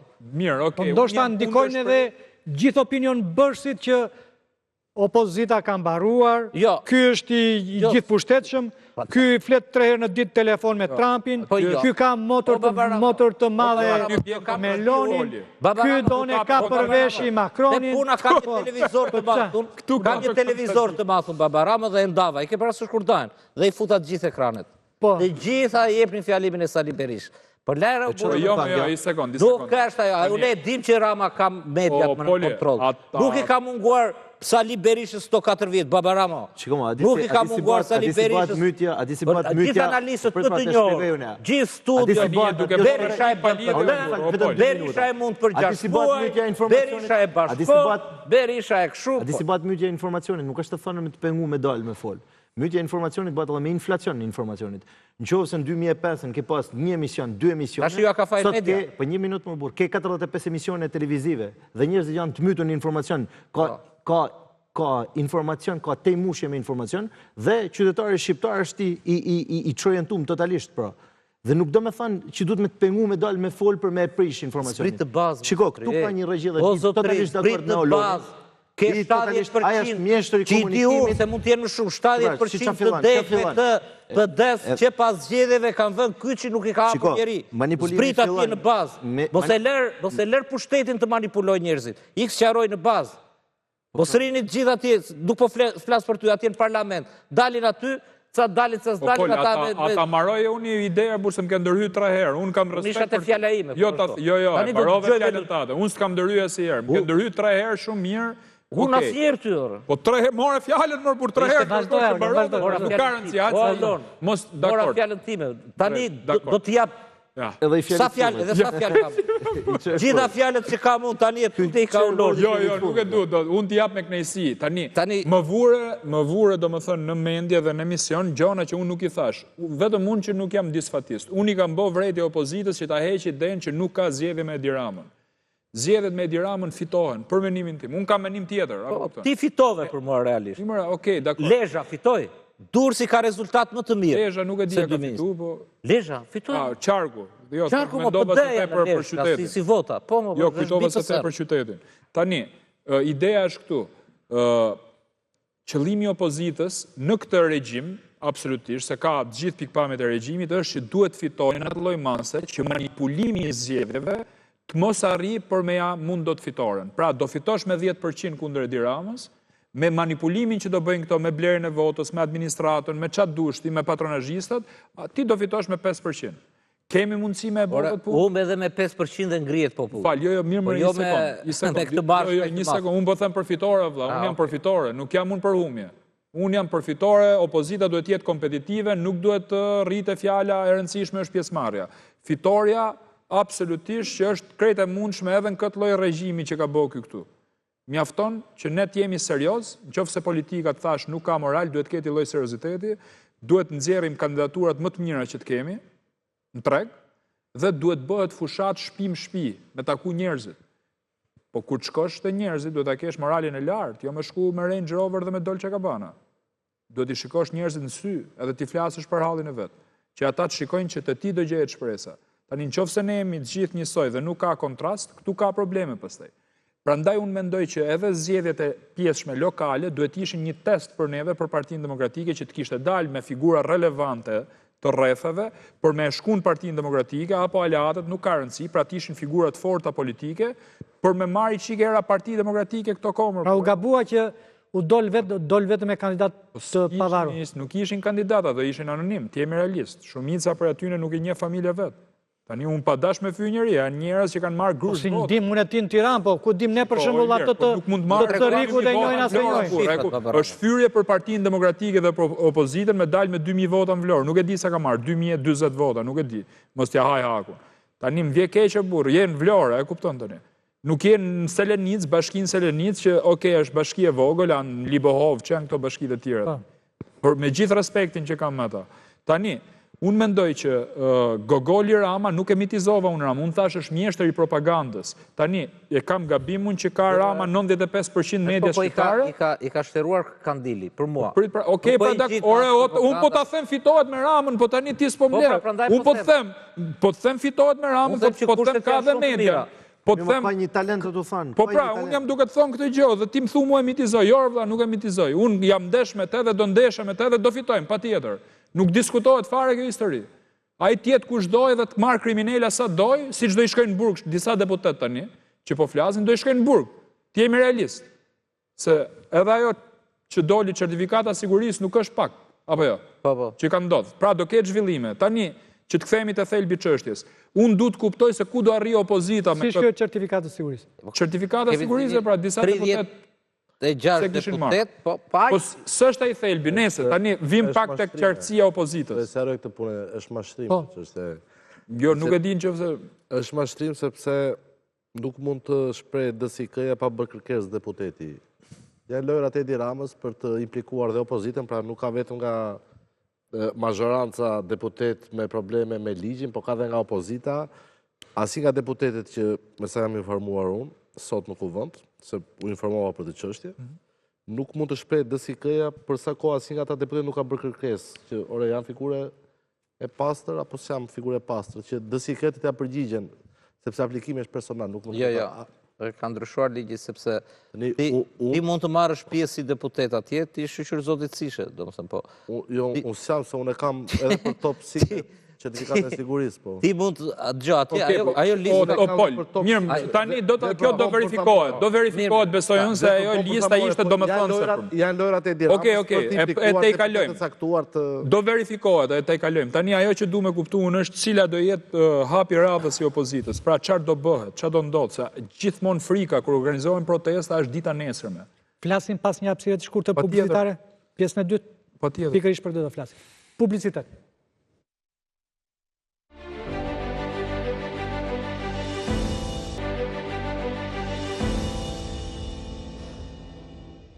Rikthemi sërish në transmetim të drejt për drejt, jemi duke komentuar zhvillimet më të fundit politike në vend, të cilat me fundit ishte ajo e protestës së sotme të opozitës. Çfarë pritet të ndodhë më pas? Dhe mbi të gjitha, çfarë duhet ndodhë? Çfarë duhet ndodhë Aulon? Aty ku e lë? Do me thënë, unë jo kam pyetje publike, sepse ju thash pak më herët, nuk është mbledh Këshilli Kombëtar për me diskutu çështjen dhe aksionin politik, dhe këtu buron, besoj unë, edhe problematika. Tani, nëse, do me thënë, do ketë zgjedhje të parakoshme, do kemi qeveri teknike, do kemi thjesht protest për arrestimin e Belinda Ballukut, do jenë gjitha këto, do merremi me vetveten me analizën e zgjedhjeve, që është domosdoshmëri, duhet kishte ndodhur dje analiza zgjedhjeve, sepse ne përgatitemi për me bojkot zgjedhor. Po ka një, le të themi, një argumentim nga leadershipi i Partisë Demokratike, i thotë që pritëm raportin e Odirit. Po, e pritëm. Po. Tani duhet me e bo analizën. Unë mendoj që duhet ishte bo me kohë, sepse ne do... Mund të bësh ti do me 2-3 pikat, do 2 minuta, qa nuk shkoj si pas teje?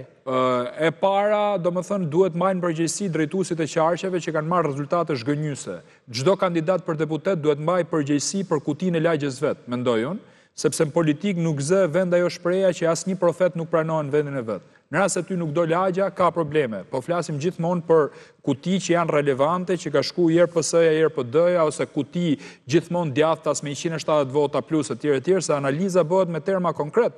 Nuk mund bëhet analiza thjesht shu, do më thënë, ja, votun keq këtë radhë qytetarët, a kupton, po ne i morën, ne i bon etj. Ne duhet flasim në një gjuhë të pamëshirshme me veten tonë, sepse janë mbledhje të tonat, cilat bëhen në partitë respektive të degëve. Dhe duhet bëjmë një analizë për ku është humbur për shembull lista e sigurt, që kanë qenë deputet në listë sigurt, jo vetëm që s'kanë nxjerrë si deputet nga lista hapur, po kemi humbur edhe listën e sigurt. Janë qarqe të cilat... Ka disa qarqe të tilla. Po ka disa, patjetër. Dhe unë mendoj që këtu duhet nisë përgjegjësia edhe kandidatëve, të atyre a u impenjun kandidatët e listës mbyllur për këtë fushat elektorale dhe ku punun, cilat ishin zonat që mbulun në raport edhe me rezultatin që kanë pas nxjerrje. Unë mendoj që kjo është domosdoshmëri për të bërë edhe për një arsye tjetër për sa i përket kodit zgjedhor që ne presim që do bëhet kodi zgjedhor, apo jo. Do bëjmë një kod zgjedhor pa pyet bazën dhe qytetarët se cilët do jenë problematikat, mu kjo më duket jo e nershme, domethënë në raportin që kemi me qytetarët. Prandaj është domosdoshmëri, shkuarja e deputetëve në terren, takimi i njerëzve, mbledhja e problematikave, se për çfarë është politika funi funit. Edhe parlamenti është një megafon i qytetarëve, i halleve dhe i problematikave tyre. Në rast se ne do bëjmë një kod zgjedhor, që ky kodi zgjedhor duhet hedhur në koshën e mbeturinave, se de facto këtë erëzoi dhe SPAK-u tani, GKK-ja, sepse e dini ju që kodi zgjedhor ja pamundso kandidatëve për me hap kutit? Po, e di se është kauza që ti ndoqë. E dini apo jo? Atëherë t'ju them se çfarë ndodh në Europën perëndimore, thotë Komisioni i Venecias, KED1-ja, gjykata e Strasburgut në gjithë jurisprudencën e saj nga viti 2009 tek tej, që për të hap kutit ka të drejtë partia politike, kandidati, t'ju them dhe gjë tjetër çfarë thotë, ka drejtë dhe zgjedhësi, thon ata, Europa. Pra, një zgjedhës i cili ka zgjedh një parti X në lagjen e vet, që ka marrë vetëm një vot. Kur shef rezultatin e zgjedhjes në proces verbal, nuk ekzisto vota. Pra, ky është standardi i gjykatës Strasburgut. Kodi ynë zgjedhor me bashkërendim nuk e njeh të drejtën e kandidatit. Unë besoj që ne jemi entitete të lira, ne marrim pjesë në zgjedhje, duhet marrë vesh se sa vota kemi marrë, apo jo, është e drejta e gjithkujt. Na rrëzoi kolegji zgjedhor, na rrëzoi kasi, tani unë këtë çështje kam çuar në gjykatë kushtetuese. De facto, GKK-ja këtë e rrëzoi tani, sepse kandidati do i hapi kutit, po do i hapi në mënyrë penale për grup strukturuar kriminal. Po kjo është çështje tjetër. Unë mendoj që në rast se nuk do ta fitojnë gjykatë kushtetuese, kjo do fitohet në Strasburg, sepse e gjithë jurisprudenca e Strasburgut me raste të Rumanisë, Serbisë dhe Bullgarisë i kanë fitu kandidatët këto çështje. Pra, është e drejtë e kandidatit për me kontrollu votat e veta. Prandaj, unë ju mora vetëm një pikë të kodit zgjedhor. Një pikë. Ky kod i ri zgjedhor që ne do bëjmë, do ta reflektojë këtë ndryshimin? Kjo është pyetja. Do bëjmë një kod zgjedhor që në fund fare do themi... Ti do garë, nuk do emërim nga kryetari. Po pa tjetër garë, që do me thonë, për që kemi e fundit që të mbara edhe një fjali kam. Ne na duhet një kod zgjedhor që mos justifikojmë më që na i bëri Edi Rama, na i vodhi Edi Rama. Është shumë e rëndësishme që kodi zgjedhor të bëhet me... Kur i vjedh tani... Jo, po një sekundë se të dalë diku tjetër. Pra, ideja këtu është që ne i bëm propozimet tona, ai ka numrat dhe e bëri kodin e një anshëm. Po mos u futë vllafare me bë kodin, në rast se shu. Ose ka i rrugë tjetër që duhet me bë opozita. Mos të bëj komision hetimor parlamentar për manipulimin zgjedhor, për farsën zgjedhore, që unë e besoj farsën, po ka një rrugë që është bën 2001 në burg, që kemi dalë fitus, që ka qenë rruga për këto zgjedhje me i çu në Washington dhe në Bruksel. E bëjmë dot. Po atëherë ke pas avokatit niveleve të larta, u fitu presidenti konsensual, nuk u njohën mandatet e dushku, ti je gazetar i rëndësishëm dhe i vëmendshëm ndaj këtyre zhvillimeve, apo jo? Ishte i fitore për Partinë Demokratike. Do bëjmë komision hetimor parlamentar me i mushmenjën e Edi Ramës se na ka vjedh zgjedhjet. Unë mendoj që kjo është humbje kohe. Këtë e ka bërë Lul Basha me Enkeleda Libeja në 2021, ku unë kam qenë kundër dhe atëherë dhe do ta bëjnë këta tani, që nuk do nxjerr asnjë gjë në dritë. Doni ju që të sensibilizohen ndërkombëtarët. Duhet me i shku atje, me i taku dhe me i thonë këto janë zgjedhjet zotëri, ja ku e ke raportin ose BE-Odirit, kështu fitohet kauza, mendoj unë. Por e fundit mendoj që Partia Demokratike duhet ketë një nivel të lartë të juristëve. Është një parti që ka prodhuar gjithmonë juristë. Juristët më të mirë në Shqipëri kanë dalë nga PD-ja. Sot e ke në mizerabilitet. Niveli i juristëve në Partinë Demokratike është për tokë. Unë nuk e di çfarë metamorfoze ka ndodhur aty. Se kryetari i grupit parlamentar është jurist. Edhe herë, unë mendoj që në Partinë Demokratike ka një deficiencë të madhe juristësh, të cilët e treguan veten edhe me dokumentimin e farsës zgjedhore kësaj radhe që ishin nivelet më të ulta, për mendimin tim. Duhet me rrit nivelin e juristëve, çohet të ndërkombëtarët çështja zgjedhjeve që është çështje shumë e rëndësishme, patjetër, pa diskutim. Pyetja, çfarë do të bëj PD-ja apo çfarë do duhet bëte? Çfarë do duhet bënë? Çfarë do duhet bëte? Atëherë për mendimin tim, si fillim duhet jetë ajo që është thënë nga drejtuesi i Partisë Demokratike, është një foltore dyne për qytetet e Shqipërisë. E para për meçat e rrethin e oborrit që njihet pra si fenomen në çdo lloj drejtimi, Dhe ka rezultu herën e parë e sukseshme dhe ka me rezultu për me kuptu që nuk ka shku, dhe më thanë, me në gjuhë qytetarin, që nuk shkaj, si mos qytetarit, pra mos me kenë vetëm një analizë e një grupit vogël. E dyta, me kriju hapsina. Pra me dalë për te grupit parlamentar. Partia Demokratike nuk është vetëm grupi parlamentar. Dhe kjo fillon duke e riorganizu Partinë Demokratike. Kjo parti du të më ba ma vogël për me u ba mrapa ma mallë, pra një strukturë, një mega strukturë. Sofizëm kjo, ndjes për termin, po të bëhet pak me vogël për të bërë me madhe. Po, jo shpjegoj në nga ana struktura, ne kena mega struktura, që duke kenë aq të mëdha si struktura, janë jo funksionale.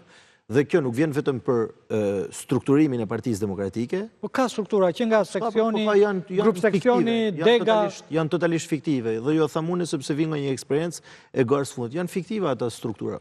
Ato struktura duhen në riba, sepse ne nuk duhet harrojmë ne vim për një betejë të mbrëmshme 3 vjeçare. Dhe kena struktura, mi vendosur që struktura është rrith themelim, dhe në fundit kena një antarësi që nuk është krejë, nuk e di se sa prej sa vitesh. Pra, ristrukturimi i Partisë Demokratike, riorganizimi i Partisë Demokratike më kthy një parti politike moderne. Një parti politike moderne, pra, jo me ato letra me lapsa, po një parti që ka një database, që ka një strukturë të vogël, por efektive, dhe mi tana përveç këtyne, duhet ketë majtje përgjithësisht, pra, ndamje përgjithësisht dhe majtje përgjithësisht, sepse këtu, në qoftë se ne kena ba një reform e cila nuk i ka shërby Partisë Demokratike, dikush duhet majtë në përgjithësi, nuk duhet të rikthena me të njëjtën metodë, me të njëjtën pritshmëri, me prodhu një reformë më të mirë. Se këto thonë, pse tulet Partia Demokratike me qeverinë për me ba reformen, po është e detyruar me ullë. Problemi është si ullet dhe me çfarë kushtesh ullet. Nuk është çështja me ke ullësh, me Partinë Socialiste kemi ullë për me bërë reforme në drejtësi, sepse është domosdoshmëri, ka një sistem mizerabël që nuk prodhon përfaqësim në Parlamentin e Shqipërisë, dhe kjo duhet me fillu, pra, duke majtë përgjegjësi, dhe duke caktu detyra dhe majtje përgjegjësish, krijimi i hapësirave, ristrukturimi dhe riorganizimi i Partisë Demokratike, që fillon me çlirimin e fjalës të militantit demokrat, por edhe qytetarit në përgjithësi. Një foltore e dytë, nuk e di se si mundet me kënë, sepse nuk jam pjesë e kryesisë Partisë Demokratike, por duhet mu çliru fjala e lirë. Duhet bërë rivotime, duhet ndryshuar strukturat, duhet ndryshuar leadershipi. Në prill janë, në prill ka me pas proces gjellor, por për me shku deri aty duhet i herë me pa ku jena, pra ajo analiza që gjithë bim dakord që duhet bë. Njëta pyetje, po jo për PD-n, po për opozitën në tërësi. Të mos harrojmë shkaqet që quan apo që kanë quar në këtë situatë. Mos harrojmë që vetëm një vit e pak larg zgjedhjeve kemi patur një mas të kundërligjshme antikushtetuese arresti për liderin e Partisë Demokratike. Kemi patur një rëmbim kriminal të presidentit të Partisë Lirisë, forcës së dytë opozitare, në prag të nisjes së fushatës zgjedhore, të mos harrojmë. Më falë në ndërpres, se me që e përmendje dhe kisha parashikuar të pyesje. Drejtori i përgjithshëm i policisë sot në kuvent, në komision parlamentar, tha doon që policia zbatoi ligjin, tha nuk e rrëmbeu, tha ishte ai që rezistoi, që nuk u soll si ish president. Djes për fjalorin, po vetëm një ordiner si narko drejtori i policisë së shtetit mund të bënda atë deklaratë. Se besoj e pat edhe Altin Dumanin para pak javësh në parlament se çfarë qëndrimi mbajti, i detyruar të mbante, në raport me një rëmbim të dënuar edhe nga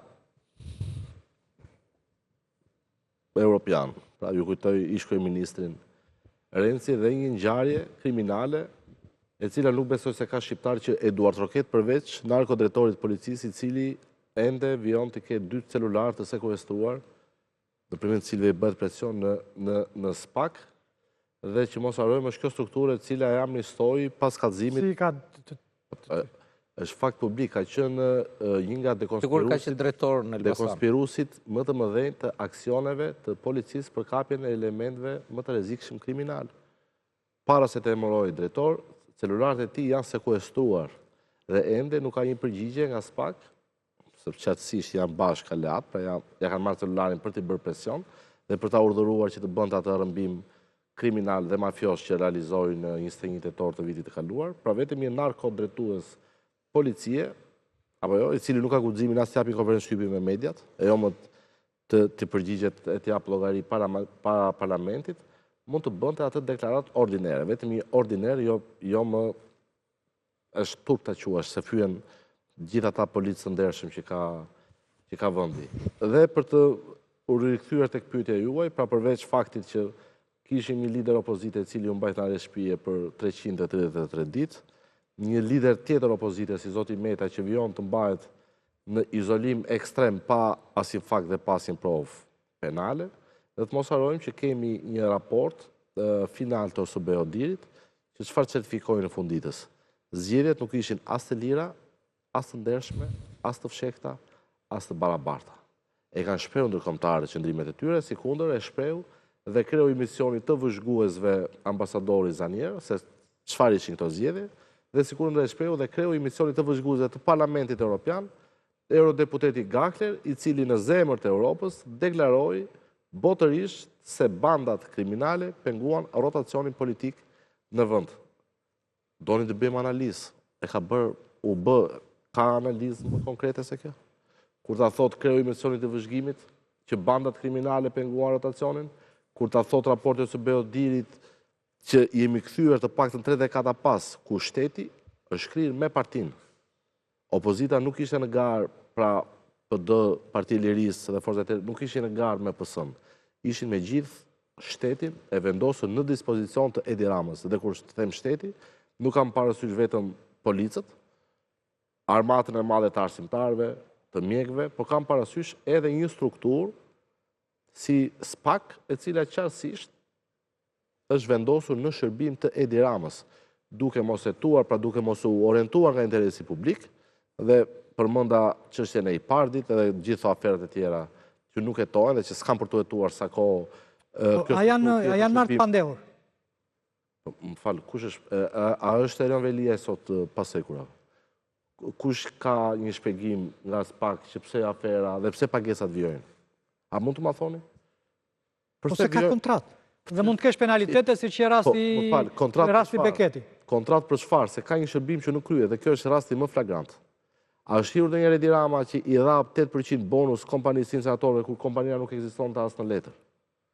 Ja kam dorëzuar publikisht Altin Dumanit këto, më thonë za prova. A është marrë i pandehur Erion Velia për insenatorin? Vetëm firma, më fal Poli, vetëm firma edhur prej tij në tekalim të kompetencave, në shmangje të vendimarrjes Këshillit Bashkiak Tiranës, japi udhë kësaj afere. Është njësoj si të firmos ku e di unë Niko Peleshi tani për parlamentin, po mbledh fare parlamenti. Dhe të nxjerrë një vendim që parlamenti miratoi filan ligj, ku e di unë se çfarë. Këto absurditet e kanë ndodhur dhe këto vijojnë të ndodhin për sa kohë kemi një sistem drejtësie i cili qartësisht i është orientuar kraj agjendës personale dhe politike të Edi Ramës dhe jo krah interesit publik, sepse në qoftë se do të kishim drejtësi, askush nuk do guxonte të vinte vota. Askush punonjës policie nuk do guxonte të dilte në fushat për Edi Ramën. Apo jo? Askush ministru nuk do guxonte të vinte buxhetin apo taksat e popullit më të varfër të kontinentit, të rajonit po, por të kontinentit dhe t'i përdorte ato para për të blerë zgjedhjet. Ne kemi një akt akuzë zyrtare të drejtësisë amerikane. 14 herë është përmendur Edi Rama. Doli dhe raporti i Departamentit të Drejtësisë, ku vetë me Gonigali si e cilësonte reformën. Një mundësi e madhe. Për çfarë? Për të përfituar, apo jo, para të palishme nga populli më i varfër në ekstrem i kontinentit. Lexoni Progres Raportin çfarë thotë. 70% e fëmijëve shqiptar, 70% e thot Progres Raporti janë në rrezik varfërie. Tani çfarë do bëjmë analizë, dakord me bëjmë analizën për defektet opozitës, po a ka një shpjegim për faktin që urat e tunelit të Llogaras nuk ekzistojnë? Kush do jap llogari për të? Kush do jap llogari për faktin që ne sot, kësaj dite, paguajmë 95.000 euro në ditë për 2 tece që s'punojnë, që u blen për të përballuar një situatë ekstreme energjetike, s'prodhojnë asnjë ditë, 3 ditë mund të kenë prodhuar gjithsej, dhe pagesat vijnë të kryen. Një senator, s'ka fare një senator, më shqiptarët e dinë shumë mirë, nuk ka fare, se asnjë tull nuk ka aty. Paguajnë 90.000 euro në ditë. Po ku shkojnë këto para? Në xhepin e kujt shkojnë? Në xhepin e Edi Ramës. Dhe këtu duhet filloj analiza. Dakord, më analizojmë ka probleme organizimi, opozita në tërësi, duhet të ikin drejtu qarku, po patjetër më e heqim. Po çështja është që në Vorë, kam qenë vetë dëshmitar, ne u rrethuam nga bandit. Tani, a ka garë, a mund të kishte garë në Vorë kur deputet u kërcënuan live para medjave? Ku ishte task forca? Ku ishte policia e shtetit? Ku ishte shërbimi informativ? Ku ishte vetë Altin Dumani? I pa dëgjë? U kërcënuam aty me live para medjave. Askush nuk reagoi. Tani, nëse doni të bëjmë zgjedhje me Kalashnikov dhe me bomba në përxhepa, nuk ka zgjedhje më. Unë nuk po emiti asun, domethënë, sigurisht që jam dakord me analizën e Polit që Edi Rama që vetëm frika cak. Po Edi Rama, e vetmja fuqi e tij e vërtet nuk janë as bandat, apo nuk është shkrimi, është vetëm sistemi i drejtësisë që i ka garantuar atij imunitet dhe paprekshmëri. Të gjithë tjerët i ka të shantazhueshëm, se të gjithë, jo rastisht, gjithë ministrat i kemë dosjen SPAK, duke filluar nga kryetari i kuvendit. Dhe deri te deputeti i fundit në sallë nga ana e Partisë Socialiste, i ke të gjithë me dosje shantazhi. Në SPAK, të gjithë ministrat i kemë dosje shantazhi. Po si shpjegohet që fjala vjen me që përmendëm zotin Meta, akuzohet sot për një aferë të stërgjykuar, çesdia, e vetme aferë në historinë e shtetit shqiptar ku shteti ka dalë me fitim, jo me humbje. Për shkurtimisht janë dëmi i shkaktuar nga dia pra kompania private ka qenë rreth 1.1 milion euro, i kanë sekuestruar Kastrioti Ismailit 5 milion euro. Pra e vetmja aferë ku shteti ka dalë me fitim dhe ku Ilir Meta as ka firmosur, as ka qenë ministër kur ka ndodhur afera, as ka asnjë akt shkresor të tij, asnjë qindark të sekuestruar të palishme. Kur ndërkohë kemi Damian Gjiknuri dhe Edi Ramën, të cilët janë kallëzuar zyrtarisht nga kontrolli i lartë i shtetit për faljen e 479 milion eurove kësaj kompanie, pra Çezit, në dëm të financave publike. A ka i tim SPAK-u për të gjë? Pra, Ilir Meta që s'ka firmos, që s'ka asnjë akt, për një aferë e cila ka dalë me fitim që donë në burg, lideri i opozitës, një nga dy liderë kryesorë të opozitës, Damian Gjiknuri, Edi Ramën e ketë lirë. Qindra kallëzime, e kemi zbërthyer ne edhe ne si forcë politike aferën senatore, por s'ka asnjë përgjegjësi penale askush. Polia, po e mban drejtësia, sidomos SPAK-u? Po, është e vetmja strukturë, Ramën pushtet? Paterisë që po mban në këmbë Edi Ramën, të gjithë duke i nxjerrë, duke i ekspozuar. Më fal, po si ka mundësi nuk hetohet fondit e i parit? Ku përfunduan fondit e i parit? A ka rast më flagrant? Pra, i kanë çuar te senatorët, i çuar te banda e Suel Qelës, apo jo? I shpallën fermer dhe banditët, apo jo? Ndërkohë, ke Greqin fqinje... Ja, po ta shikosh atë donë Godfatherin duke mbjell domate, vdiq në fund Po mi dakord, po këta zbjell kanë pasion gjelbërimi, nuk... Këta nuk kanë mbjell as domate. Se dakord, të kishin mbjell banditët domate, po ndoshta i kanë përdorur për të mbjell ashash. Tani kanë 2 vjet. Edhe vitin ardhshëm rrezikohen. Tani flet Edi Rama rritë pensionesh. Po e dini që vetëm për shkak të mos indeksimit të pensioneve në 12 vite ka shku mbi 1.600 euro detyrimi që Edi Rama e ka ndaj pensionistëve? Që duhet t'i riste. Për shkak të mos indeksimit të pensioneve dhe për shkak të inflacionit. Në raport me çmimet që kanë shku në stratosferë. Sot një pensionistë edhe me këtë mashtrimin e radhës së rritjes pensioneve nuk del, prindit e mi janë pensionistë. Baba im shkon në Recin në Maqedonisë, blej ilaçet. Po ja për një rast konkret. Dhe si baba im në Korçë, ka qenë drejtues gjithë jetën e vet, pra që në moshë të re, deri ku ka dalë në pension ka qenë drejtues, apo jo, shkon, detyrohet për të blerë ilaçet në Maqedoni, për të blerë ushqimet në Maqedoni. Kjo ndodh në të gjitha qytetet kufitare. Po kudo, atëre për çfarë? Mbush edhe makinën, pasi blej ilaçe, mbush makinën. Atë ilaçet dhe ushqimet, po dhe ushqimet, po a ka sot siguri ushqimore në një vend ku dhe produktet ushqimore, pra ato që kemi sot në tavolinë janë të gjitha me pesticide. Mjafton të referohen faktit që vetë vendet e sa ka blloku mandarina, domate, misë, çdo gjë që eksportojmë ne, është ndotur. Gjithë ato sot i kemi në tryezat tona.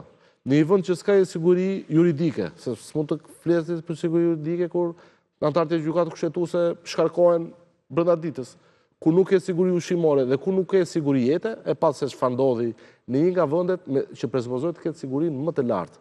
Aeroporti i Rinasit u ekzekutuan 2 persona me precedent penal, nuk po ju të kaluarës së tyre, po ajo ngjarje ishte alarm kombëtar. Pra, në vendin më të sigurt të vendit, apo jo, ekzekutohen 2 njerëz nga një skuadrilje, apo jo, paramilitare, që të ekzekutohen aty, as polici, as kamer, as një gjë, në një vend ku duhet të ishin në fakt në atë rrethotullim, se të gjithë kemi kalu në atë rrethotullimëri, duhet të ishin të gjithë shërbimet policore, që duke filluar nga shërbimi doganas, apo jo, nga antikontrabanda, nga qarkullimi rrugor, nga forcat speciale, nga antiterrori, kur atë bin kriminal, imagjinoni këtu të vinte një grup terrorist ç'a bën. A mund ta imagjinoni një moment që aty të ishin ku e diun antar të ISIS. Ta hedhin erë gjithë aeroportin, e kuptoni që dhe për të mbërritur tek vrasja e gjyqtarit në salën e gjyqit. A e pat reagimet e popullit? Alarm kombëtar. Mbi 70% në një sondazh online për gëzonin autorit. Pse? Sepse kemi një reformë e cila për fat të keq, apo jo, e ka çuar këtë sistem duke shkaktuar jo zgjidhjes, mund të flasim absolutisht sot edhe të ndjekeshin seancë gjyqësore, në vite është e para është kohë që zgjat, e dyta është çështje koste. Si mund të vijë ai tani nga Korça të paguaj apo shpenzimet e gjyqit për të ndjekur në gjyqin në Tiranë. Dhe pastaj se këtu s'ka drejtësi. Ai nuk ka mundësi të ndjek seancën nga Korça në Tiranë, imagjinoni tani do shkoj këtu të ndjek çështjen në Strasburg për të kërkuar të drejtën e vet. Gjithë çështjet që shqyrtohen sot në gjykatat shqiptare, dihet që do përfundojnë në Strasburg. Pse? Se s'ka as gjykata më, nuk ka gjykata më. Dhe atë gjyqtarin e ndjerë nuk e vrau dorë atij djalit, e ka vrarë vetë sistemi. Vetë sistemi dhe besoj e pat reagimin. Sepse këtu nuk ke as drejtësi, se nuk ke asnjë hetim të pavarur dhe nuk ke asnjë sistem gjyqësor të pavarur. S'ka as gjykata. Ke legislacion Pas një gjë, për pronën që nuk ka nxit vetë gjyqësinë? Po nuk ka asnjë gjë. Nuk ka asnjë gjë. Tani, dakord, merr Strasburgu, kemi rastin e Thoma Gëllësit me që është rastimi i fundit. Ose dhe ke 10 raste të tjerë. Po pse duhet të paguajmë si shqiptar që kam një gjyqtar të paaft dhe një prokuror të paaft që as nuk jeton sipas ligjit dhe as nuk dënon sipas Konventës Evropiane të Drejtave të Njerëzit? Po pse kostot e gjyqeve duhet i paguaj unë si taksa pagues? Po më ti paguaj gjyqtari, ti paguaj prokurori që ka shkelur ligjin, që ka shkelur kushtetutin, ti paguaj gjyqtari. E pra, prandaj them që kudo ku ta vërtisim, gjithë muhabetin për të folur troç, unë shoh problem shumë të madh dhe e vetmja pateri që mban sot në këmbë këtë regjim të kalbur, se Edi Rama për 24 orë nuk është më kryeminist. Po pse qëndron aty? Sepse njerëzit, apo jo, ti sot proteston të marrin për leckash, e pa çfarë ndodhi atij protestuesit të shkret në Pogadec? Protestoi, thonë, si të momentin pronë, thanë në Çorav. Shkojnë në Këshillë Bashkiake, e rrafit e këshilltarit socialist, i vajti policia, e mori futin brenda. Tani ju thoni atë protesto. Si do protestosh? Kur sot edhe po protestove, të vjen natën policia të fut në burg. Kemi deputet në parlament kam 400-500 procedime penale. Unë kur isha protestuar në bashkia 30-40 procedime penale. E për çfarë? Se s'më lidhe mua policia ty në zyrën time të Bashkisë Tiranës, se çfarë po kërkojnë funditës? Ore, ndaloni këtë afermë. Se s'mund t'ja apështi 15.000 lekë të vjetra ndihmë ekonomike një familje me 4 antarë në mes Tiranës dhe të paguash 20.000 euro në muaj ushimin e Luanit në kopshin zoologjik. Ja këtu arritëm. Përse i tunda prangat e Rion Velis? Si thash, jenë Terezi, miq po na vjet për ditë me senatorin. Po si mund t'ja apështi 10.000 lekë të vjetra një familje me 4 antarë ndihmë ekonomike dhe kalon buxhet 300.000 euro në muaj, apo jo, taj Luani mish special nga do vinte mishi i Luanit edhe mishi i Ariut. Ne kupton tani? Dhe këtu askush nuk proteston, jo se nuk do të protestoj, po sepse dhe po protestoj të përfundoj se djali në Pogadec, në Çorav. Apo e mbulon, apo e mban në pushtet drejtësia Edi Ramën? Po patjetër, kjo drejtësia, dhe këtu me sa kuptoj u bëhet fjalë për Spakun dhe gjithkohon se drejtësia në përgjithësi ka vërtet shumë probleme, siç tha, po Spaku i cili ka marrë për ndjekje dhe ka çuar për gjykim 3 nga kryesorët e opozitës, përveç atyre të tjerëve andej, që ka çuar, Sali Berishën, Ilir Metën e Partisë së Lirisë dhe Fatmir Mediun e Partisë Republikane. Dhe patjetër që këtu ka një konflikt interesi. Çështja është që nëse ti arrin dhe për të justifikuar gjithë dobësitë tua, gjithë kapjet e tua, gjithë shqitit e tua, se kam për ty Tedi, e kam fjallën për opozitën në përgjithësi, dhe i zbraz dhe kërkon ti që Altin Dumani, ose Spaku, ose krye prokurori, të verë ty të arrestojë Edi Ramën, a kupton dhe thot hajde ti ullu të zyra. Spaku është një institucion kushtetues i pavarur që bën punën e vet, e bën më mirë, e bën më keq, ka institucionet që e kontrollojnë, ka ndërkombëtarët për fatin tonë të mirë që e kanë nën një vëzhgim të plot 160 gradë. Por çfarë mund të kërkosh më shumë? Më shumë ka patjetër, se s'mbaron, se thash, maksimalja dhe unë po t'isha opozitar do thosha, më arrestoni të çfarë sot e hanë, pas protestës, shkoni arrestojni Edi Ramën, se ka 100 gjëra vërtet, i nxirrni një urdhër gjykatës arrestimi, ndoshta dhe flagrancë, i gjejnë ndonjë kontroll te bodrumet e Surrelit, edhe pastaj Versa Berisha tulet tek zyra e kjo do ishte perfektja. Çështja është që ty të ke mbi gjithë shtabin, gjithë qetën, do ta quaja unë, të Edi Ramës, ty ta ka goditur ky Spak dhe ti çfarë bën? Ti e sulmon Spakun. E sulmon gjatë fushatave, sulmon organizat kriminale, i thot lideri i opozitës. Ty të dha Erion Velin Spaku. Opozita thot do në standart të dyfish. Spaku bëri Ilir punë me ti. Metën e Tregzvare fut në qelin, ndërkohë që Berishën në arrest shtëpie. Sa këti absurditeti. Spaku as jep, as merr, bën punën, nuk ka as agent, as ashtu etj etj. Spaku ty po ta marr unë, po flas unë me gjuhën e këtyre. Spaku ty të dha Erion Velin një muaj para zgjedhjeve. Dhe ne dim çfarë ishte Erion Velia me gjithë 5 dën, me gjithë drejtorët, me gjithë rrjetin, për votat po flas, për atë që intereson partisë, pa lëre interesit publik që është korrupsioni. Dhe pa ato bashkojnë. Tani, ti vetëm për të justifikuar, domethënë, po këtu, sepse këtu gjithë thelbi dikush është mund Babarama. Ne mund të flasim, do na ftosh prap, mund të flasim 2 orë. Një gjë që u s'doja ta thosha që në fillim, po e them në fund sepse s'do kishte kuptim biseda. O Babarama, po su zgjidh çështja e Sali Berishës. Nuk po e llogaris, nuk po e quaj Ilir Metën sepse është në tjetër ashtu parti. Është në ligë tjetër, po. Në qoftë se nuk zgjidhet, pse filloi kjo? Foltore 2 e quan ai. Pse filloi foltoria 1? Po e thirrën sot. O zotri, foltoria 1. E thirrën sot, është një show, është një vënie në ekuilibër. Këtej morëm Belinda Ballukun, këtej po rimarim Sali Berishën. Po e marrë të mirëqen këtë premis që thua ti. Po e marrë të mirëqen. Që kjo do më thënë, këta balancojnë. Okej. Kjo ndryshon gjë që ke bërë gjë ti, apo s'ke bërë gjë, ke bërë korrupsion, apo s'ke bërë korrupsion, ke gishtë 21 janari, apo jo, ka gishtë Belinda tek... Do më thënë se ne këshu e themi, marrin Erionin, harojmë ne, të drejtat e Erion Velis në burg, të drejtat e kësaj. Ore, zotri, ka korrupsion aty apo jo, ma? Për çfarë akuzohet, më vëlla? Nuk më interesojnë mua këto tirat. Ato leti marr ka Strasburg, të leti fitojnë, më vëlla. Qose ka të drejtë. Ky ping-pongu do në... Dhe Babarama... E mora njoftimin, se mora njoftimin... Qa është kjo si pas te do në? Është një histori është show i Spakut, apo një tërheqje vëmendje nga skandalet e PS-s, apo... O a ke parë në ndonjë vend tjetër ti përveç Berisës këtë show? Se ka plot më vëlla që janë thirrur. Edhe me telefon e di unë, që se është dhe praktik dhe telefon. Vën Berishës i bëjnë show. Ja bën për Partizanin show, po ja përsërisin për këtu. Se problemi i madh tani të bëj show Spaku me Berishën. Ore vëlla, paketohet, thirrja i jepet posta, postës nuk ka më punë fare Spaku. Ja çon posta njoftimin në një adresë, nuk është tek ajo adresë, të 3 adresa, 2 vende pune, PD-ja, kryetar PD-ja. Se ka marrë, thot ai. Po mirë më thot ai se ka marrë, ata thonë e ka marrë, nuk na lënërohet, nuk e merroja. Sot e mori. Sot e mori. Po pra, e mori. Sot të shikojmë, do vazhdoj. Edhe po mos e merrte një ditë do ta merrte, si puna e Partizanit. Rëndësi ka të verë. E kërkoi shtyrjen se do ikte jashtë shtetit të premte, i thanë të premte, mirë tha. Firmosi. Pastaj çoi Gjokutën dhe i tha pas i firmosi që e mori, do vetë pas nesër të mërkurën.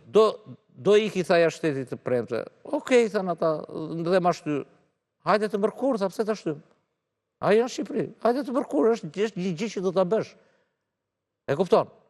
Dhe çështja është që këtu ne jemi në një situatë Babaramo dhe kjo duhet të thënë dhe kjo e çbën të gjithë më valla. Ne kemi leadership të opozitës, të mirë ai. Ne kemi leadership të opozitës me halle personale më valla. Po nuk është në ngrada Partia Demokratike për Babarama. është në dashuri 30, jo 30 vjeçare, po që kur është hapur zëri i Amerikës, sepse PD-n e ka themeluar zëri i Amerikës që në kohën e diktaturës. Nuk është non grata, as nga SBA-ja, as nga Britania PD-ja. Nuk ka punë me SPAK-un PD-ja, Babarama. Nuk ka punë, nuk ka ndonjë probleme SPAK-un PD-ja. Atëherë si vete kjo punë? Kështu që kjo, këtu tani kjo dhe unë, për shembull, nga pikpamja njerëzore, e të drejtës biologjike, Berishës unë jam të drejtë, më vëlla. Berisha është duke mbrojtur trashëgiminë e vetë historike, ekonomike, e tjerë. Dhe pa tjetër që i duhet tjetë kryetar opozite, tjetë kryetar i PD-s, por ky dyzim, kjo përplasje është duke shkatruar PD-n. Se s'mundet ti, do më thënë, që të thuash, shikoni Belinda Balluku u arrestua dhe nga ana tjetër të thuash SPAK-u organizat kriminalit. Se është kontradikt. Aulon? Për SPAK-un, për Berishën tani? Po. Shiko, mu më duket kretë banale kjo historia tani, i shkoj letra, shkova në post, merdi letra, këto janë historira kotë. Edhe këtë nuk e pranoj që tani dalë në televizor për para se me marë a i zotnia letrën. Por kjo është çështja formës, ne duhet merremi me përmbajtje. Kemi vendim të gjykatës Strasburgut, që faktikisht në Shqipëri është keq interpretu, se Strasburgu nuk ka thonë që të ndëshkohet shteti, zinxhiri komandues etj. etj. Merrni me 21 janari. Të trajtohet si vrasje shtetërore, thot. Tani, unë nuk e kam pak kështu, me të thonë Ja, shu e thot.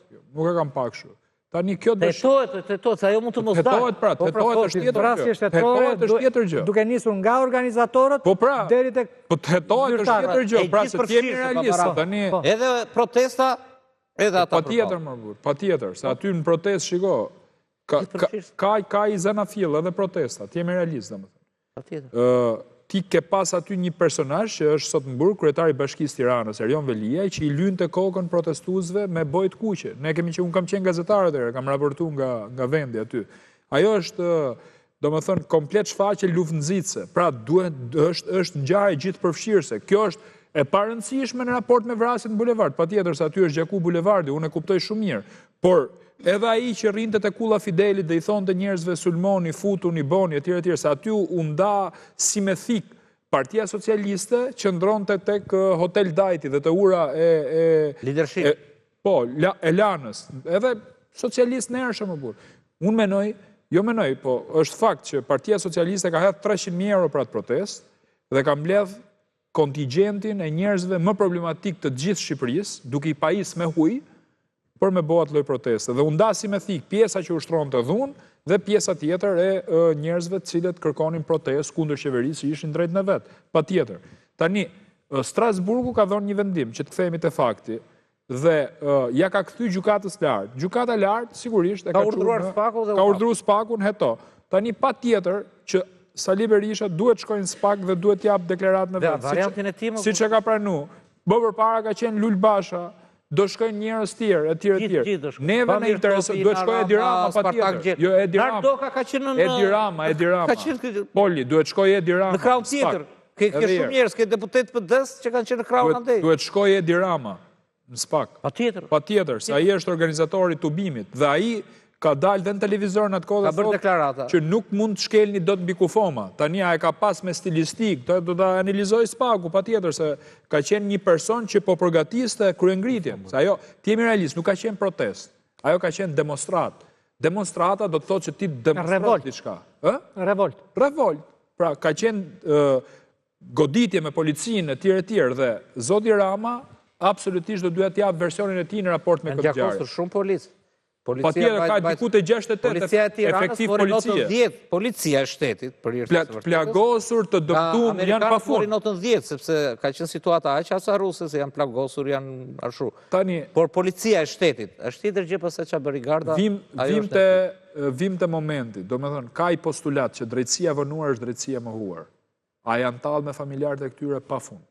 A duhet më u bë drejtësi? Nga dy palët, Babarama. Nga kush? Partia Socialiste shkruajtin program do bëj drejtësi për 21 janarin, por që është skandal. A kuptoti, është parim bolshevik se nuk e bë Partia Socialiste drejtësinë. Ju ofroi atyne që do bëj drejtësi. Tani kanë kalu sa po shkojmë 14 vjet, 15 vjet mushim për pak për 2 muaj. dhe nuk ka drejtësi, apo janë tallë barbarisht me ata, po është punë atyre, nuk ka rëndësi. E rëndësishme është që t'jepet drejtësi. Edhe kjo ngjarje duhet shërbej për qytetarët shqiptarë, për politikën, për policinë, për protestuesit, që mos të kemi më ngjarje të tilla në bulevard. Ne jemi në protestë, a ishim ne sot në protestë? Po. Ne do vazhdojmë protestat. Nuk duhet ketë gjakim bulevardi. Pra, duhet që protestat të trajtohen, se këtu ka lind dhe i keq kuptim, mërbur, që du ta ngrej këtu. Do më thënë, ne trajtojmë, kur shkojmë ne me bo protest, ne ndeshemi me policinë. Policia nuk ka si synim, do më thënë, ligjin 55 i tubimeve, nuk mund tjetë që policia të vijë dhe të rrafë qytetarët. Policia duhet mbroj mbarvajtjen e protestës nga element provokativ që mund vinë nga jashtë brenda. Pra, nëse unë protestoj si Parti Demokratike, më vjen i Parti Socialiste me më prish protestën. Këtu ndërhy policia që të me heq mua elementet provokativ nga protesta. Këtu në Shqipëri ka ndodhi keq kuptimi madh me protestat. Pra, shifet që ndeshje me policinë, përveç protestave të dhunshme. Pra edhe kjo duhet marrë i serim, besoj unë, edhe nga trajtimi që do i bëj çështja në GKK, do më thënë për 21 janari. Tani, unë mendoj që çdo qytetar i Republikës Shqipërisë. S'ka vajtur në gjykatë. Po tjetër, pra, po tjetër. Dakor, në hetim, po dosja është gati, pak a shumë, do më thënë. Çdo qytetar i Republikës Shqipërisë është i barabartë para ligjit. Kështu që neve duhet shkojmë të organet ligjë zbatuese, të na marrin pyetje etj për ta zbardhur vërtetën. Por, në rast se nuk deponon Edi Rama, kjo çështje nuk mund të ketë drejtësi. Pra ne do të shikojmë spakun kur do e thrasë. Dhe si e ka nis këtë marrjen pyetje, se unë besoj që duhet niste nga organizatori protestës për me kuptuar qëllime të tjerë. Gjithsesi ajo është metodologjia e tyre. Po këtë çështje është gjykuar një, hetuar gjykuar. Jo, e fundit që ka, jo e fundit. Është shumë e rëndësishme dëshmia e Lulzim Bashës për 21 janarin. Është shumë e rëndësishme, sepse ka pas spekulime, ka thonë jo po e tha, jo po është i penduar i drejtësisë, kam gjullë lloj historisht, nuk duhet spekuloj, por janë pranishme, apo jo, Poli? Po më do të sqaroj unë, jo, ma sqaroj, di që...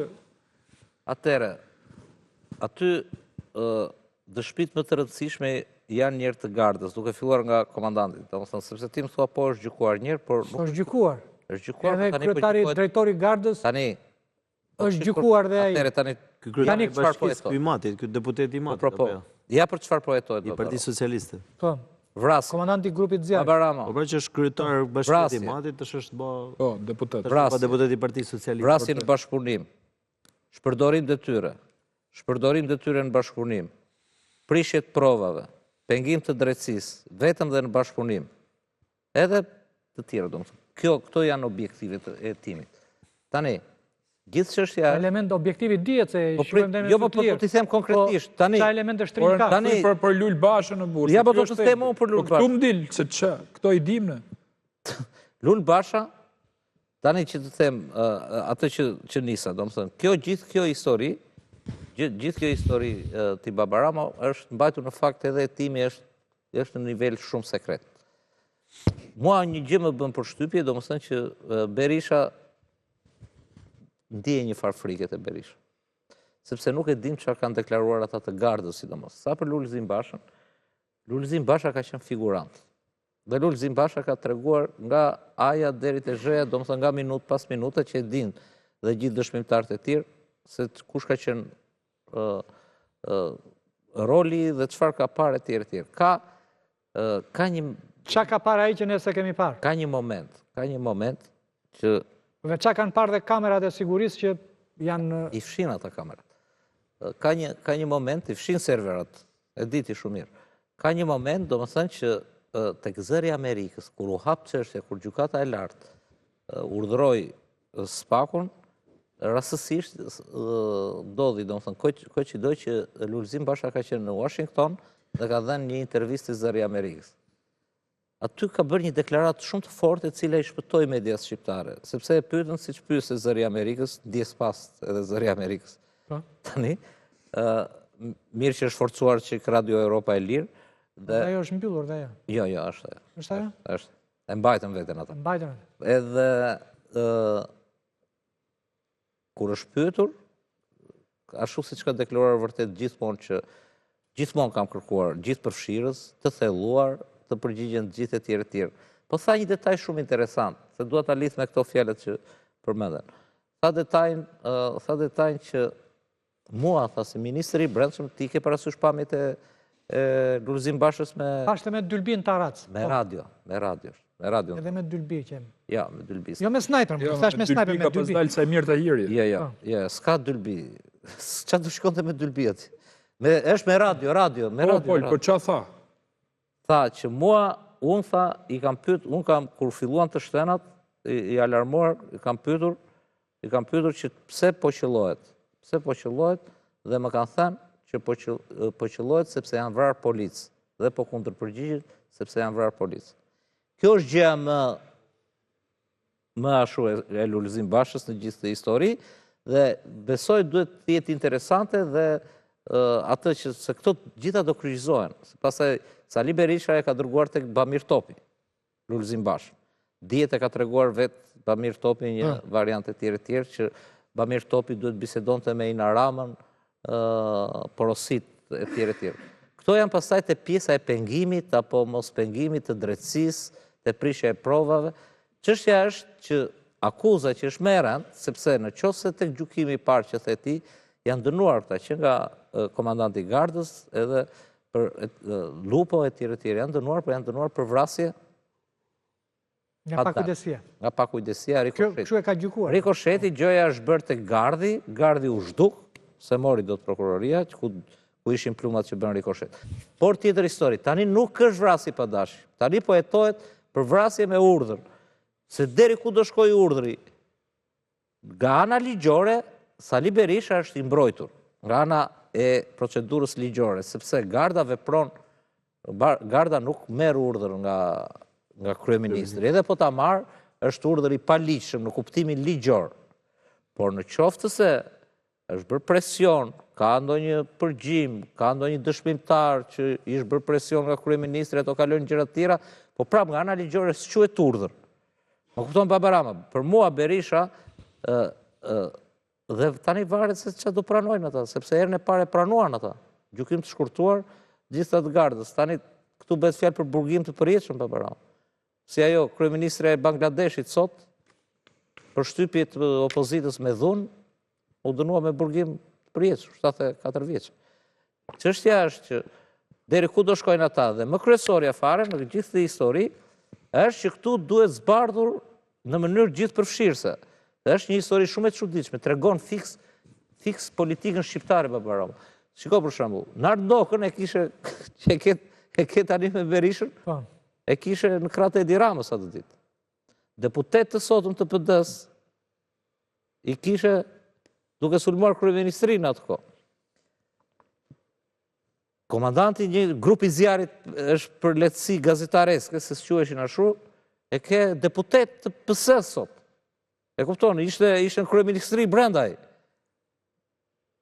Kishte njerëzit që qellonin në vartësi. Do të thënë, qellonte ai dhe Edi Rama për këtë, do të thënë, e mori e bëri kryetar bashkie dhe sot e ka. Po ky është lajm, po kush ishte pjesë e protestuesve që janë deputet të Partisë Demokratike sot? Ai më si që ka qenë me PS dhe ka kaluar me Juve që u fut tani vonë pas dorëheqjeve. Ky kush? Apo se harrova emrin më i Kamzës.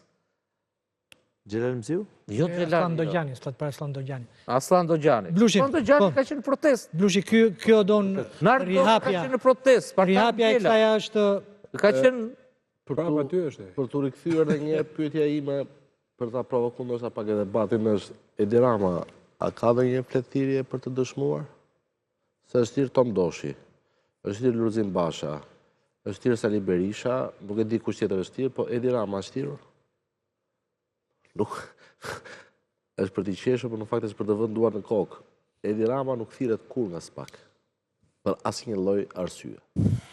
Tani mjafton ky element. Po ku e di ti më Blusha? Ti je i sigurt sepse më fal. S'është thirrur akoma Ina Rama që ishte prokurore përgjithshëm. Dakor, por kur nuk duhet thirret. Më fal. Po do thirret edhe Bamir Topi. Është lista me 200 emra më. Ta kesh sigurt që do thirret dhe Edi Rama. Dakor, por ka një kallëzim për incenatorin.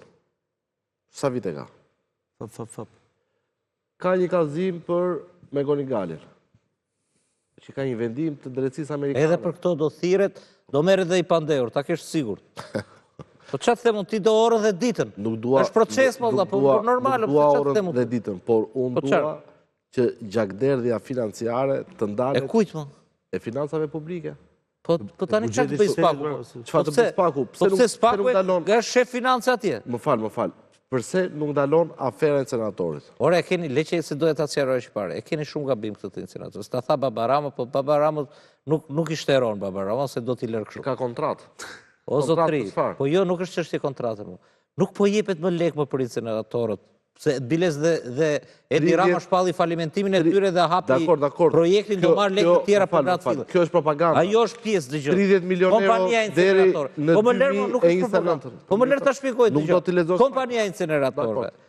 Nuk kishte vetëm inceneratorët. Më dëgjoj një sekundë, dhe me atë ekon. Nuk kishte vetëm ndërtimin, dorëzimin, marrjen e lekëve, për ndërtimin që i merrte paradhënie për ndërtimin e inceneratorëve siç do të thirr. Por njëkohësisht ka edhe kapsulimin, futje në tokë. Kapsulimo s'ka zgjë. Futje në tokë, po atë pra lekët vetëm ndërmarrja dhe është me llogaritë të mbyllur në administrimin e Spakut dhe nuk i marrin më dot këta. Por nuk i marrin këta më. Por ndërmarrja, si ndërmarrje, vazhdon se do pastrohet Tirana. Dhe marrin këtë me Spakun bashkia. Po kush po pastrohet Opoli tani? Tani këtë mirë, nëse pastrohet fare Tirana. Jo, dakord jam që ti e ke këtë lloj argumenti, por pyetja ime është... Por nuk thash pastrohet mirë Tirana, po pse mo? Nuk pastrohet fare. Incenerator më pol fare, nuk ka më pol. Nuk pastrohet, nuk bëhet incinerim, i plek. Po nuk marrin lek për incinerimin, mos e jeni të çuditshëm, marrin lek për këtë, kompanitë që mbledhin këto plerë dhe i çojnë në shkap. Opoli, po isha kanë qenë, më fal, i fusin poshtë. Jo më larg se rjetorin. Është punë që duhet paguar ajo. Ka punëtorë. Ore punëtorët që na vinë në darkë, kontrata nuk është për atë. Kjo paguhet. Po çka lidhje Po aty më është një kompani për Tiranën më bu. Një kompani. Incinerime, di që do thotë? Ore, pse thua ti që paguhet vetëm për Tiranën? Pse thua paguhet dhe për Fierin dhe për Elbasanin? Po është buxhet më vetë. Se është tjetër kontratë. Po jo, duhet ta kuptosh më burr. Tani përveç se jam deputet, kam edhe antar i Po merr më nesër letra ato se të dërgoj unë me WhatsApp. Po nuk ka nevojë fare. Vetëm kaq paguhet për incinerator. Po nuk ka nevojë për letra fare më Opoli tani. Aty nuk ka një tull Opoli, nuk ka incinerator, këtë nuk ka shqiptar që nuk... Dhe ajo e dherave që ishte makape, më fal, e dherave, ishte vjedhje pastër që i detyronin kompanit, dhe ajo ndërpre. Dhe tani çfarë po bëra e ndërprer? Është me leja ajo ndërprer. Prit, është ndërprer ajo se ka ndërprer Spaku, dëgjoj se e ndërpreu GKK-ja. Po kë ka ndërprer Spaku? Po dëgjoj më vëlla. Ore, vetëm kompani tani. Se ishte çik më mirë. Po s'mund të dëgjoj për një gjë që jam dëshmitar. E di ku i çojnë dhera tani? Edhe 1 minutë. Tani, i çojnë në për Lumenjo vëlla. Opoli më fal. Të shkosh vërdall Lumenjo te Elbasani dhe të tjerë. Gjitha plerat po në dhjetor, më fal, në dhjetor të vitit kaluar ishim në Këshillin Bashkiak të Tiranës. I kaluan 1.2 miliard lekë të reja sigurisht, inceneratorit, dhe thash me leje, po një pyetje kam. Për ku do jepni këto para? Se incenerator nuk ka.